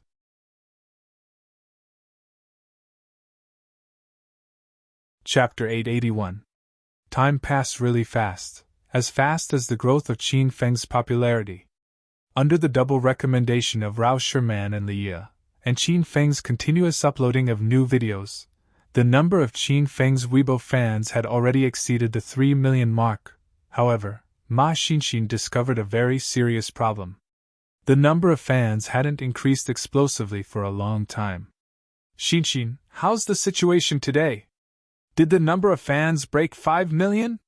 Qin Feng was still very motivated recently because the number of fans was getting closer and closer to the system's limit of 20 million. Ma Xinxin grimaced and complained. I don't know what's going on, but the number of fans has been increasing very slowly these past 3 days. It seems to be stuck at the 3 million point. Qin Feng took Ma Xinxin's phone and looked at it. As expected, the number of fans hadn't increased greatly for a few days. This sudden situation was a bit strange, and Qin Feng couldn't understand it. Is it because I haven't sung well recently? Qin Feng asked. Ma Xinxin shook her head like a rattled drum. Definitely not. I'm the first listener for every song you upload. I feel that the more you sing, the better you get. Every song has a unique flavor, and you completely beat a large number of popular singers now. Hearing Ma Xinxin's words, Qin Feng was even more puzzled. Then what's going on? Is everyone jealous of my handsomeness? Are they purposely not following me? I don't understand either. This happened so suddenly that I was caught unprepared. Ma Xinxin looked aggrieved. It was clearly Qin Feng who was a star, but when she saw Qin Feng's hard work suddenly being stuck, Ma Xinxin was even more upset and nervous than Qin Feng. Just the number of fans hasn't increased? How are the comments, reposts, and likes? Qin Feng continued to ask. Ma Xinxin's expression changed, and she hurriedly looked at the data related to the comments. She had been staring at the number of fans these days and forgot to pay attention to other things. Very quickly, Ma Xinxin's expression became more and more disappointed. She discovered that the other data also didn't increase. It was as if Qin Feng had been forgotten by the large number of fiery loyal fans overnight. The 3 newly uploaded songs only have 200 comments so far, but there are quite a lot of reposts, more than 100,000. Where are the songs that I uploaded earlier? Ma Xinxin suddenly realized the problem. Previously, in order to promote Qin Feng, she had posted recordings and videos on various popular video websites and apps. The results were great, but now those recordings and videos had been deleted. Even the previous comments were gone. They're all gone. This is a bit strange. Qin Feng frowned. He already felt that something was wrong. As the daughter of a wealthy family, Ma Xinxin's vision was not low. She quickly thought of a possibility. Qin Feng, I think you've been blacklisted. Qin Feng was slightly taken aback. In the past, he often heard about celebrities being banned. He never thought that one day, he would be banned from the entertainment industry. Why did you ban me? I didn't upload any unhealthy information. Qin Feng was in a bad mood. He was spreading positive energy. Ma Xinxin hesitated and said carefully, "Could it be that you're too ugly? Are you afraid of dragging down China's attractiveness, so you were banned?" Qin Feng glared at Ma Xinxin and prepared to pounce on her to punish her. At this moment, Qin Feng's phone rang. "Who is this?" The caller was an unknown number. "Haha. Xing Shuai's grandson, how have you been recently?" There was a burst of complacent laughter on the other side of the phone. Qin Feng felt that the voice was very strange. "Who are you?" "Haha. You ask who I am? I'm your parent. You want to mix in the entertainment industry? If you don't fucking please me, then you'll have to go to the northwest wind." The person on the other end of the phone was Zhao Bin.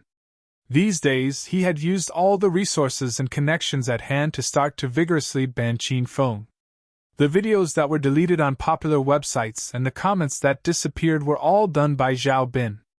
Zhao Bin also said that during this time, anyone who dared to cooperate with Xing Shuai or promote Xing Shuai would be the enemy of Starry Live Media.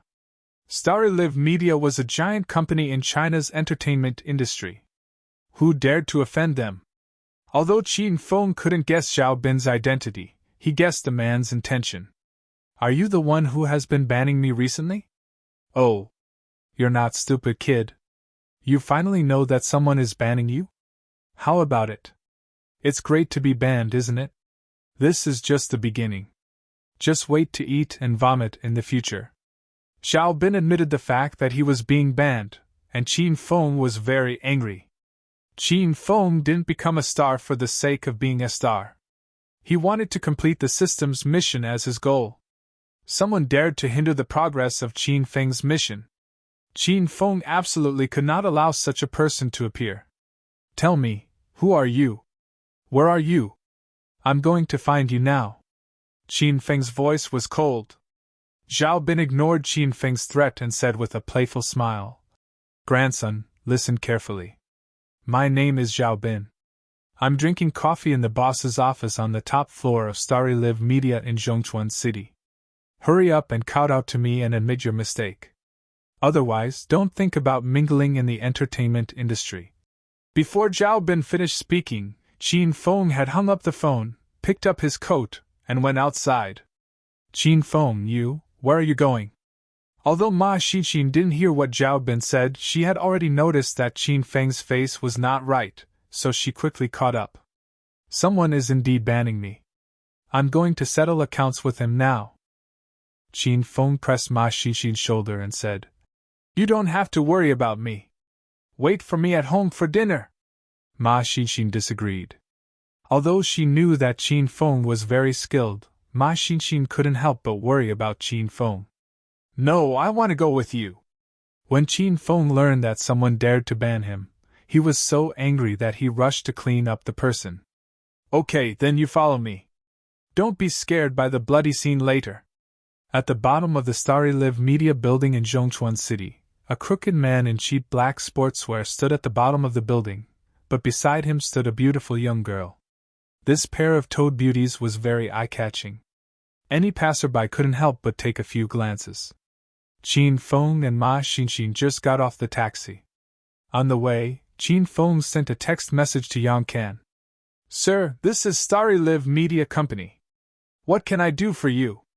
As soon as Qin Feng entered the building, a beautiful receptionist came up to greet him. "Take me to see Zhao Bin." Qin Feng didn't talk nonsense. The beautiful receptionist was stunned for a moment. Just as she was about to make a phone call to ask Director Zhao, a man in a security uniform came over. "You're Zheng Shuai?"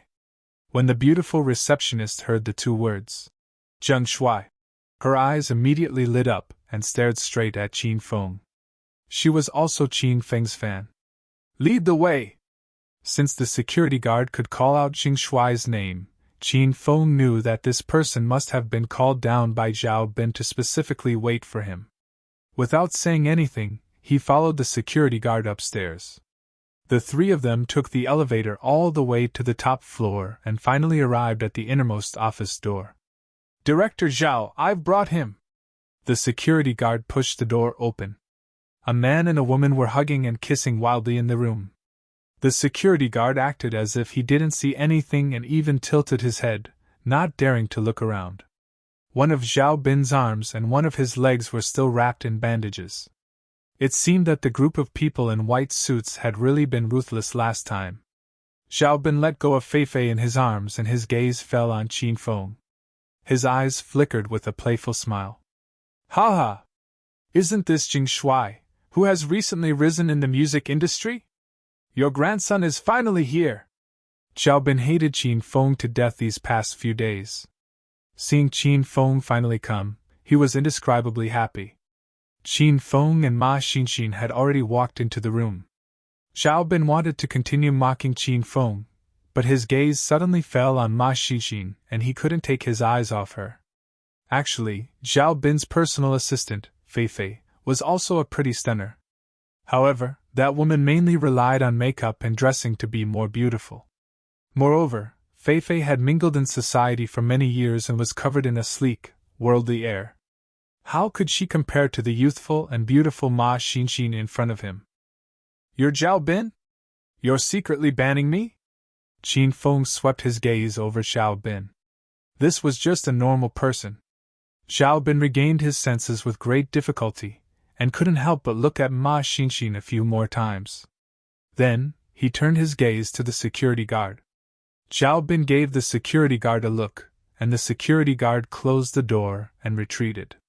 Zhao Bin didn't call any extra people over because he believed that he held the power of Qin Feng's life and death in his hands.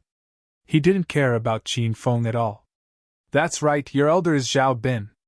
Your elder is banning you. What can you do to your elder?" Zhao Bin smiled playfully as he looked at Qin Feng. From time to time, he would glance at Ma Xinxin's thigh. Fei was an astute woman. She quickly saw that Zhao Bin was interested in Ma Xinxin. Fei immediately felt a strong hostility towards Ma Xinxin. She immediately walked up and hugged Zhao Bin's arm. Then, she started rubbing her chest against him. "Stinking brat, why aren't you kneeling and begging for mercy when you see our chairman Zhao? You dare to mingle in the entertainment industry with looks like yours? Ha ha, I really admire your courage. And you bitch, where did you come from? This has nothing to do with you. Hurry up and scram!" After Fei yelled at Qin Feng, she glared at Ma Xinxin. This was her number one enemy. "Fei, shut up. How can you talk to a little beauty like this? Those who come are guests, and I, Zhao Bin, am a hospitable person. Hurry and invite the little beauty to a seat and pour me a cup of coffee." Zhao Bin used to like Fei, the little vixen, but after seeing Ma Xinxin, Zhao Bin immediately became hostile. He flung Fei's arm away and angrily scolded her. Fei was furious, but she didn't dare go against Zhao Bin's wishes. She glared fiercely at Ma Xinxin and went to pour the coffee. "There's no need for that. I came here with my boyfriend to ask you why you banned him. I don't think we've offended you." Ma Xinxin didn't want to have anything to do with Zhao Bin. She could tell that Zhao Bin was interested in her. However, when she saw Zhao Bin's lecherous gaze, Ma Xinxin felt disgusted.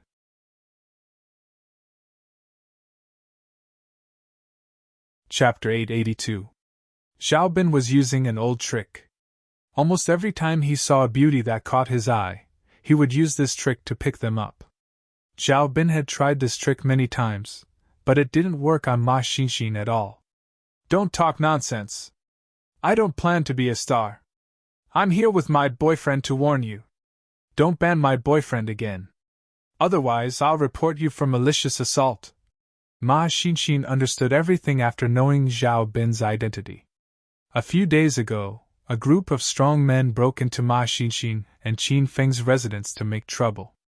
Later, they were knocked down by Ma Xinxin. The leader admitted that it was Mr. Zhao of Starry Live Media who asked them to make trouble. Now Zhao Bin began to ban Qin Feng. "Little beauty, don't be so hasty to make a decision. There's no future for you to follow that ugly man. He's already been banned. You'll only live a life of eating and vomiting if you follow him. Xiao Bin didn't mind being rejected. He was confident that he could take down Ma Xinxin. I'll be happy even if I eat and vomit. It's none of your business. Beauty! Why are you so stupid? I'm not in a hurry anyway. Think about it more. I'll give you time. Xiao Bin looked at Ma Xinxin with a smile. The more he looked at her, the more he liked her. Ma Xinxin was really scared by his stare. She said coldly, "Tell me, what do I have to do to get rid of my boyfriend's ban?" "Well, that depends on your performance, little beauty. It just so happens that I'm short of a personal assistant. If little beauty is willing to be my assistant, then I'll consider letting that ugly man off the hook." Xiao Bin smiled playfully. His personal assistant was just like Fei Fei. They didn't have to do anything but take care of his body every day. "Director Owl. Boo, I'm just your personal assistant. Why are you looking for someone else?" Fei Fei hurriedly acted coquettishly to Xiao Bin. She used to act coquettishly all the time. However, after Ma Xinxin appeared, Xiao Bin felt disgusted when he saw Fei Fei. "Shut up! If you talk any more nonsense, get out of here!" Xiao Bin directly interrupted Fei Fei's words. Fei Fei was so scared that she didn't dare to speak anymore. Ma Xinxin wasn't stupid. Of course, she understood what Xiao Bin meant. However, she wouldn't agree to Xiao Bin's request even if she was beaten to death. This was also because Xiao Bin's identity was special, and he held the power of life and death in Qin Feng's star path. Otherwise, why would Ma Xinxin talk nonsense with him here? He had already sent Xiao Bin flying with a few kicks, just like how he had dealt with the man in the white suit. "Little beauty, have you thought about it? Don't worry, if you follow me, I guarantee that you'll have a good life in the future. You'll get whatever you want." Seeing that Ma Xinxin wasn't saying anything, Xiao Bin impatiently asked. Qin Feng's patience had long since run out. He didn't wait for Ma Xinxin to speak and interrupted Xiao Bin. "Cancel the move to ban me right now, and I can let you feel a bit better." Xiao Bin was slightly taken aback. As if he had heard the funniest joke in the world, he suddenly burst into laughter. "Ha ha! Are you kidding me? How dare you threaten me at a time like this? Sure enough, he's a newbie. He doesn't even know the division of power in this industry, yet he dares to come out? You should go back and drink milk for a few more years before coming out." From beginning to end, Xiao Bin didn't look Qin Feng in the eye. The moment he opened his mouth, he mocked Qin Feng. Fei Fei had just suffered a setback, so she immediately ran over and hugged Xiao Bin's arm. She had a pitiful expression as if she was deeply afraid that Xiao Bin really wouldn't want her. "Director Zhao, this kind of person's appearance is destined to be a stinking beggar. Who does he think he is? He's simply polluting the air in our office. What right does a frivolous woman like you have to criticize Jing Shuai?" Ma Xinxin usually stayed at home with Qin Feng and often joked that Qin Feng was too ugly. However, Ma Xinxin was only joking. Moreover, she only allowed herself to joke about this. Every time other people said Qin Feng was ugly, Ma Xinxin wanted to beat them to death. Fei Fei was so angry that her chest was about to explode. Her heavily made-up face became bitter and unkind. "You little bitch, you're pretending to be pure in front of your old lady? Your old lady will beat you back to your original form." Fei Fei had long since disliked Ma Xinxin. She extended her claws to dig at Ma Xinxin's face. However, Ma Xinxin was no longer the Ma Xinxin of the past. Ever since Qin Feng taught her to fight, Ma Xinxin's hands had been itching to fight, but she couldn't find anyone to practice with. Now that Fei Fei took the initiative to deliver herself to her, Ma Xinxin wasn't going to be polite. Slap! Before Fei Fei's sharp nails could touch Ma Xinxin's face, a crisp sound was heard. Ma Xinxin angrily slapped Fei Fei's face. Half of Fei Fei's face swelled up. Fei Fei was stunned. She stared at Ma Xinxin in disbelief. Then, Fei Fei started to scream strangely. She pounced at Ma Xinxin like a madwoman. "You little bitch, I'm going to disfigure you." Slap! Ma Xinxin was very calm. She quietly stood where she was and didn't move half a step. She raised her lily-white hand and slapped Feifei's face again. This time, she slapped the other side of her face. When she slapped down, Ma Xinxin's hand was stained with a layer of foundation. This disgusted Ma Xinxin. Slap, slap, slap, slap. Since she started, Ma Xinxin couldn't stop. It was as if she was affected by Qin Feng. Feifei's head swayed left and right from the slap. The foundation could be seen flying under the sunlight. Feifei's screams filled the room. Ma Xinxin stopped slapping Feifei when she was tired. Feifei's face was swollen like a pig's head. The foundation and makeup on her face were gone. Her original appearance shocked Qin Feng. This woman didn't look any better than him. She slapped Feifei 18 times in a row, but it was done in an instant. Xiao Bin couldn't come back to his senses. He thought Ma Xinxin looked pure and lovely. He didn't expect this woman to be so cruel. Xiao, I want you to cancel the ban on Jing Shui now. Otherwise, you'll end up like that woman. After Qin Feng trained Ma Xinxin, she became an all-around manager. Now Ma Xinxin didn't even need Qin Feng to show up. Ma Xinxin had said everything she needed to say. Qin Feng thought this Ma Xinxin was very good. However, there was one flaw. If he slept with this woman, it would be perfect. Why you dared to hit someone in my office? Why you'll regret it? Xiao Bin came back to his senses. His heart was a little nervous. He thought he controlled Qin Feng's star path, and Qin Feng would obediently kneel and beg for mercy. Now, it seemed that wasn't the case. Looks like you don't understand. Then I'm going to make my move. Ma Xinxin wouldn't be soft-hearted towards a bad guy like Xiao Bin. Seeing that Ma Xinxin really raised her hand to slap him, Xiao Bin was so scared that he screamed. Someone come quickly! Rebellion! Someone is rebelling in my territory! Slap! As soon as Xiao Bin finished shouting, Ma Xinxin slapped him. Just as she was about to slap him a second time, a group of people suddenly rushed in. However, these people weren't security guards because none of them wore security uniforms. A total of 6 people came in. All of them were dressed in suits and leather shoes. They looked very dignified. It was obvious that they were people of high status. Ma Xinxin stopped and hurriedly returned to Qin Feng's side. She looked like she wanted to protect Qin Feng at all times. Xiao Bin was stunned when he saw the people who came. In the next second, he threw himself at them and shouted in surprise as if he had seen his own father. Chairman Du! Why you're here? You really came at the right time. There's a stinky brat causing trouble in the branch here. Chairman Du, you must uphold justice for me. A group of 6 people came in. The leader standing in the front was around 40 years old. He was the Chairman Du that Xiao Bin called. Chairman Du had a dignified expression. His Armani suit alone was worth hundreds of thousands. The luxury watch in his hand was even more expensive, costing 5 million yuan. Chairman Du was the vice president of the provincial capital's Starry Live Media. To put it bluntly, he was Yang Ken's henchman. Before coming to Starry Live Media, Qin Feng sent a text message to Yang Ken. The content of the message was very simple. Little Ken, I have a little brother named Jing Shui.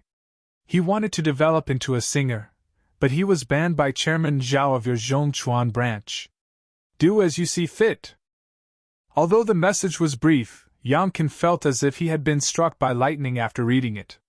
Nowadays, the 4 young masters of the provincial capital had become very low-key because of the freak Qin Feng in the provincial capital. What Yang Ken feared the most now was to provoke Qin Feng's displeasure. He guarded left and right, but he didn't expect that his underlings would still offend Qin Feng. Yang Ken didn't dare to be the slightest bit negligent. He had to deal with this kind of matter personally. However, it was an emergency. Even if Yang Ken could fly, he couldn't rush to Zhongchuan City in a short time. He immediately called Chairman Du in Hong Kong. As the vice president of Starry Live Media, Chairman Du's position was barely enough to receive Qin Feng's little brother. Therefore, Chairman Du put down everything in his hands and raced against time to rush from Hong Kong. Now, he stood in Zhao Bin's office. Excuse me, are you Mr. Zheng Shuai? Chairman Du had no time to pay attention to Zhao Bin. He quickly walked to Qin Feng's side respectfully. The situation kept changing. Ma Xinxin was dumbfounded. Qin Feng's expression didn't change at all. He had already guessed that Chairman Du was sent by Yang Ken. I'm Zheng Shuai, said Qin Feng. After confirming Zheng Shuai's identity, Chairman Du couldn't wait to kneel in front of Qin Feng and talk to him. He quickly smiled and said, Hello, Mr. Zheng Shuai. I'm the Vice President of Starry Live Media's Beijing head office. You can call me Xiao Du. Our company's boss, young Master Yang Ken, admires your singing very much. He wants to promote you. I hope Mr. Zheng Shuai can give us this opportunity. Chairman Du's attitude toward Qin Feng was extremely respectful. Everyone in the room was dumbfounded. When Qin Feng rejected Zhao Bin's invitation, he told Ma Xinxin that Yang Ken was his little brother. Ma Xinxin didn't believe him at that time, but at this moment, she began to believe him. After Fei Fei was slapped by Ma Xinxin, she sat on the ground and screamed. At this moment, she forgot to scream in pain and looked at the scene in front of her in disbelief. The most shocked person was Zhao Bin. He never expected that young Master Yang Ken would take a fancy to Zheng Shuai. He even wanted to promote Zheng Shuai. Did young Master Yang take the wrong medicine? Zheng Shuai was so ugly. You don't have the right to talk to me about this. If you want to cooperate with me, get Yang Ken to come see me.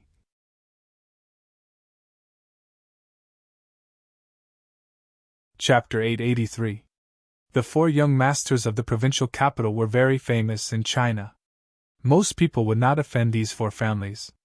However, in Qin Feng's eyes, Yang Ken was like a wild dog. Chairman Du wiped the cold sweat off his forehead. Before he came, Yang Ken repeatedly told him to treat Zheng Shuai well.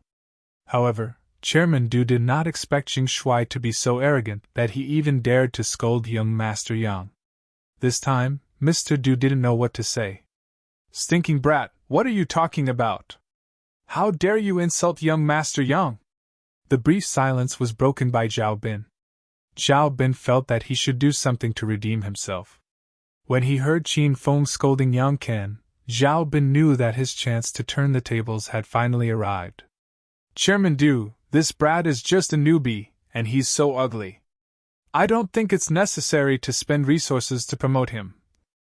You heard what he said just now, Chairman Du. This person is too arrogant. He doesn't even respect young Master Yang. How can we tolerate such a wretch behaving atrociously here? I think we should just arrest him. Shut up! Zhao Bin blabbered a bunch of bad things about Qin Feng. He wanted to sow discord between Chairman Du and Qin Feng.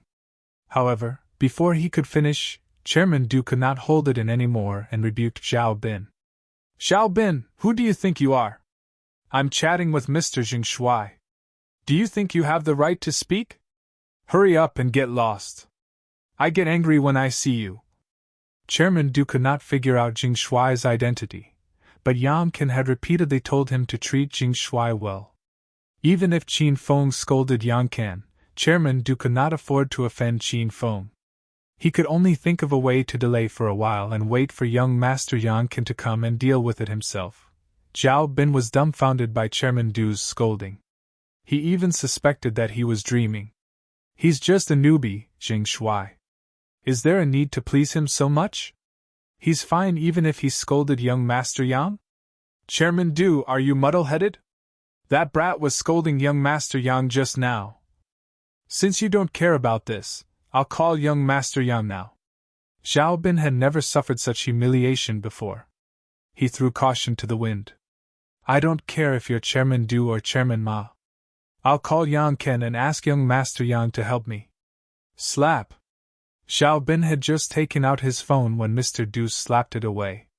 After slapping the phone away, Mr. Du did not stop at all. He waved the phone randomly at Zhao Bin's face. Pa pa pa! The rhythmic sound of slaps echoed in the office, and Zhao Bin was completely stunned. Fei Fei was even more dumbfounded when she saw this scene. How could Fei Fei not know Mr. Du's identity? Seeing Mr. Du hit someone, Fei Fei didn't even dare to let out a fart. Mr. Du, you, please stop. Xiao Bin let out a blood-curdling scream before he finally regained his senses. His ferocious expression made it seem as if he wanted to retaliate. Stop? I'll hold your numb hand. President Du's status was high and mighty. He was inexplicably called to Zhongchuan City by Yang Ken and had to curry favor with a newcomer like Xing Shuai. How could he not have any resentment in his heart? These resentments just happened to be vented on Xiao Bin. Motherfucker, you idiot! I'm going to kill you! Xiao Bin had been continuously beaten recently, and he was forced into a corner. He waved his fists and began to retaliate. Both of them were ordinary people, and judging from their postures, they didn't usually fight. After a while, the two of them wrestled and rolled back and forth on the ground. Xiao Bin, damn you! You even dare to hit me? I'm going to make you scram.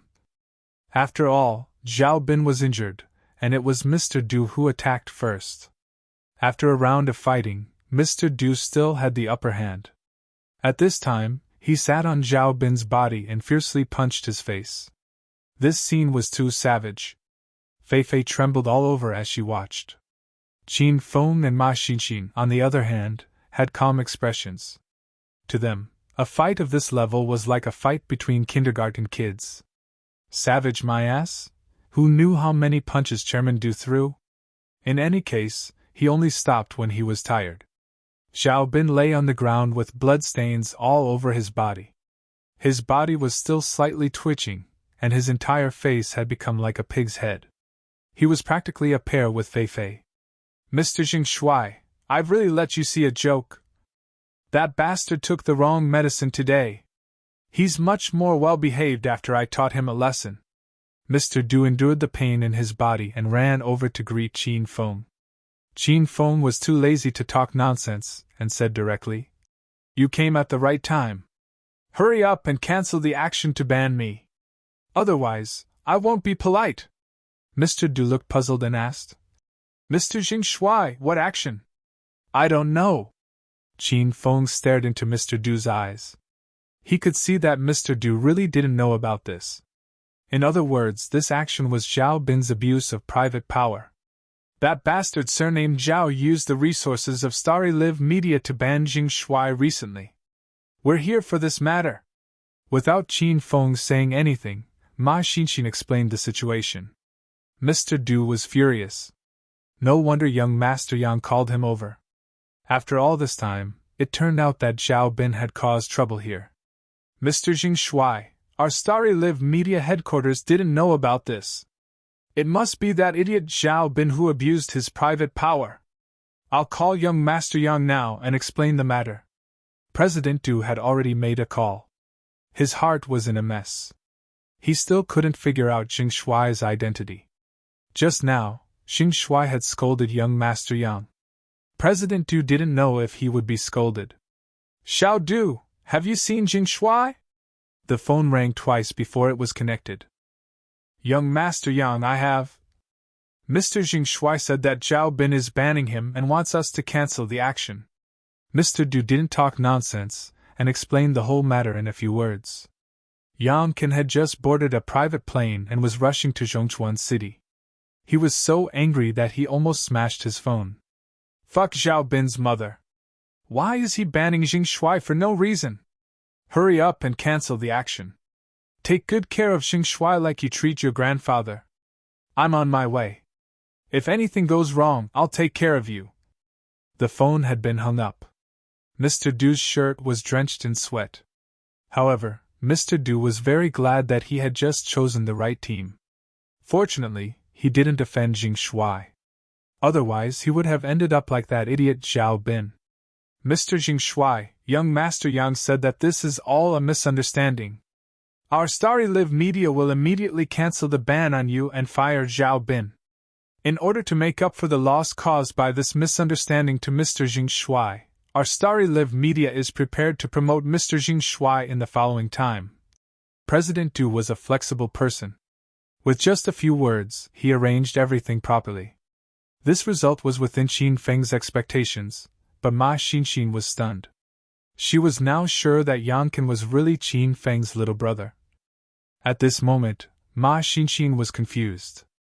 She couldn't figure out which of Qin Feng's previous words was true, which was false. You're responsible for dealing with this matter. Don't let that brat Yankin come, Qin Feng said unquestionably. Mr. Du didn't dare to go against Qin Feng's wishes. Okay, I'll definitely do it well. Please rest assured, Mr. Jing Shuai. This is my little brother's business card. If there's anything, look for me at any time. Qin Feng took the business card, hugged Ma Xinxin, and swaggered out of Starry Live Media. After the two walked for a while, Mr. Du let out a long sigh of relief and sat down on the ground. The pressure brought by Qin Feng was too great. Just now, Mr. Du had been pretending to be calm. In the next few days, the number of Qin Feng's fans began to increase explosively. Zhao Bin was violently beaten up by Mr. Du, and then fired. Yang Can learned that Jing Shuai didn't let him go to Zhongchuan City. The plane was already halfway there, so he hurriedly turned around and retreated. Yang Can didn't dare to offend Jing Shuai because this was the person Qin Feng specifically sent a text message to greet. Yang Can told Mr. Du to stay in Zhongchuan City and specifically serve Jing Shuai. These days, Qin Feng sang a few new songs. Every time the video was uploaded, the large video websites under Starry Live Media immediately pinned it to the top and continuously recommended it. It was hard for Qin Feng not to become popular. Ah! Crazy, Qin Feng, your fans are crazy. These days, Ma Xinxin often screamed. Her voice was somewhat ambiguous, and Qin Feng almost couldn't hold it in several times. Weibo fans broke 10 million. The new song that was just uploaded broke 500,000 views in an hour, 50,000 shares, 30,000 comments. Ma Xinxin looked at the data that changed every minute and danced with joy. Qin Feng jumped onto the bed and looked at Ma Xinxin's big breasts. He really wanted to pull it open and see what it looked like. Qin Feng, Mr. Du looked for me this morning and said he wanted to help you produce an original album. Do you want to agree? Ma Xinxin said as she scrolled through the comments.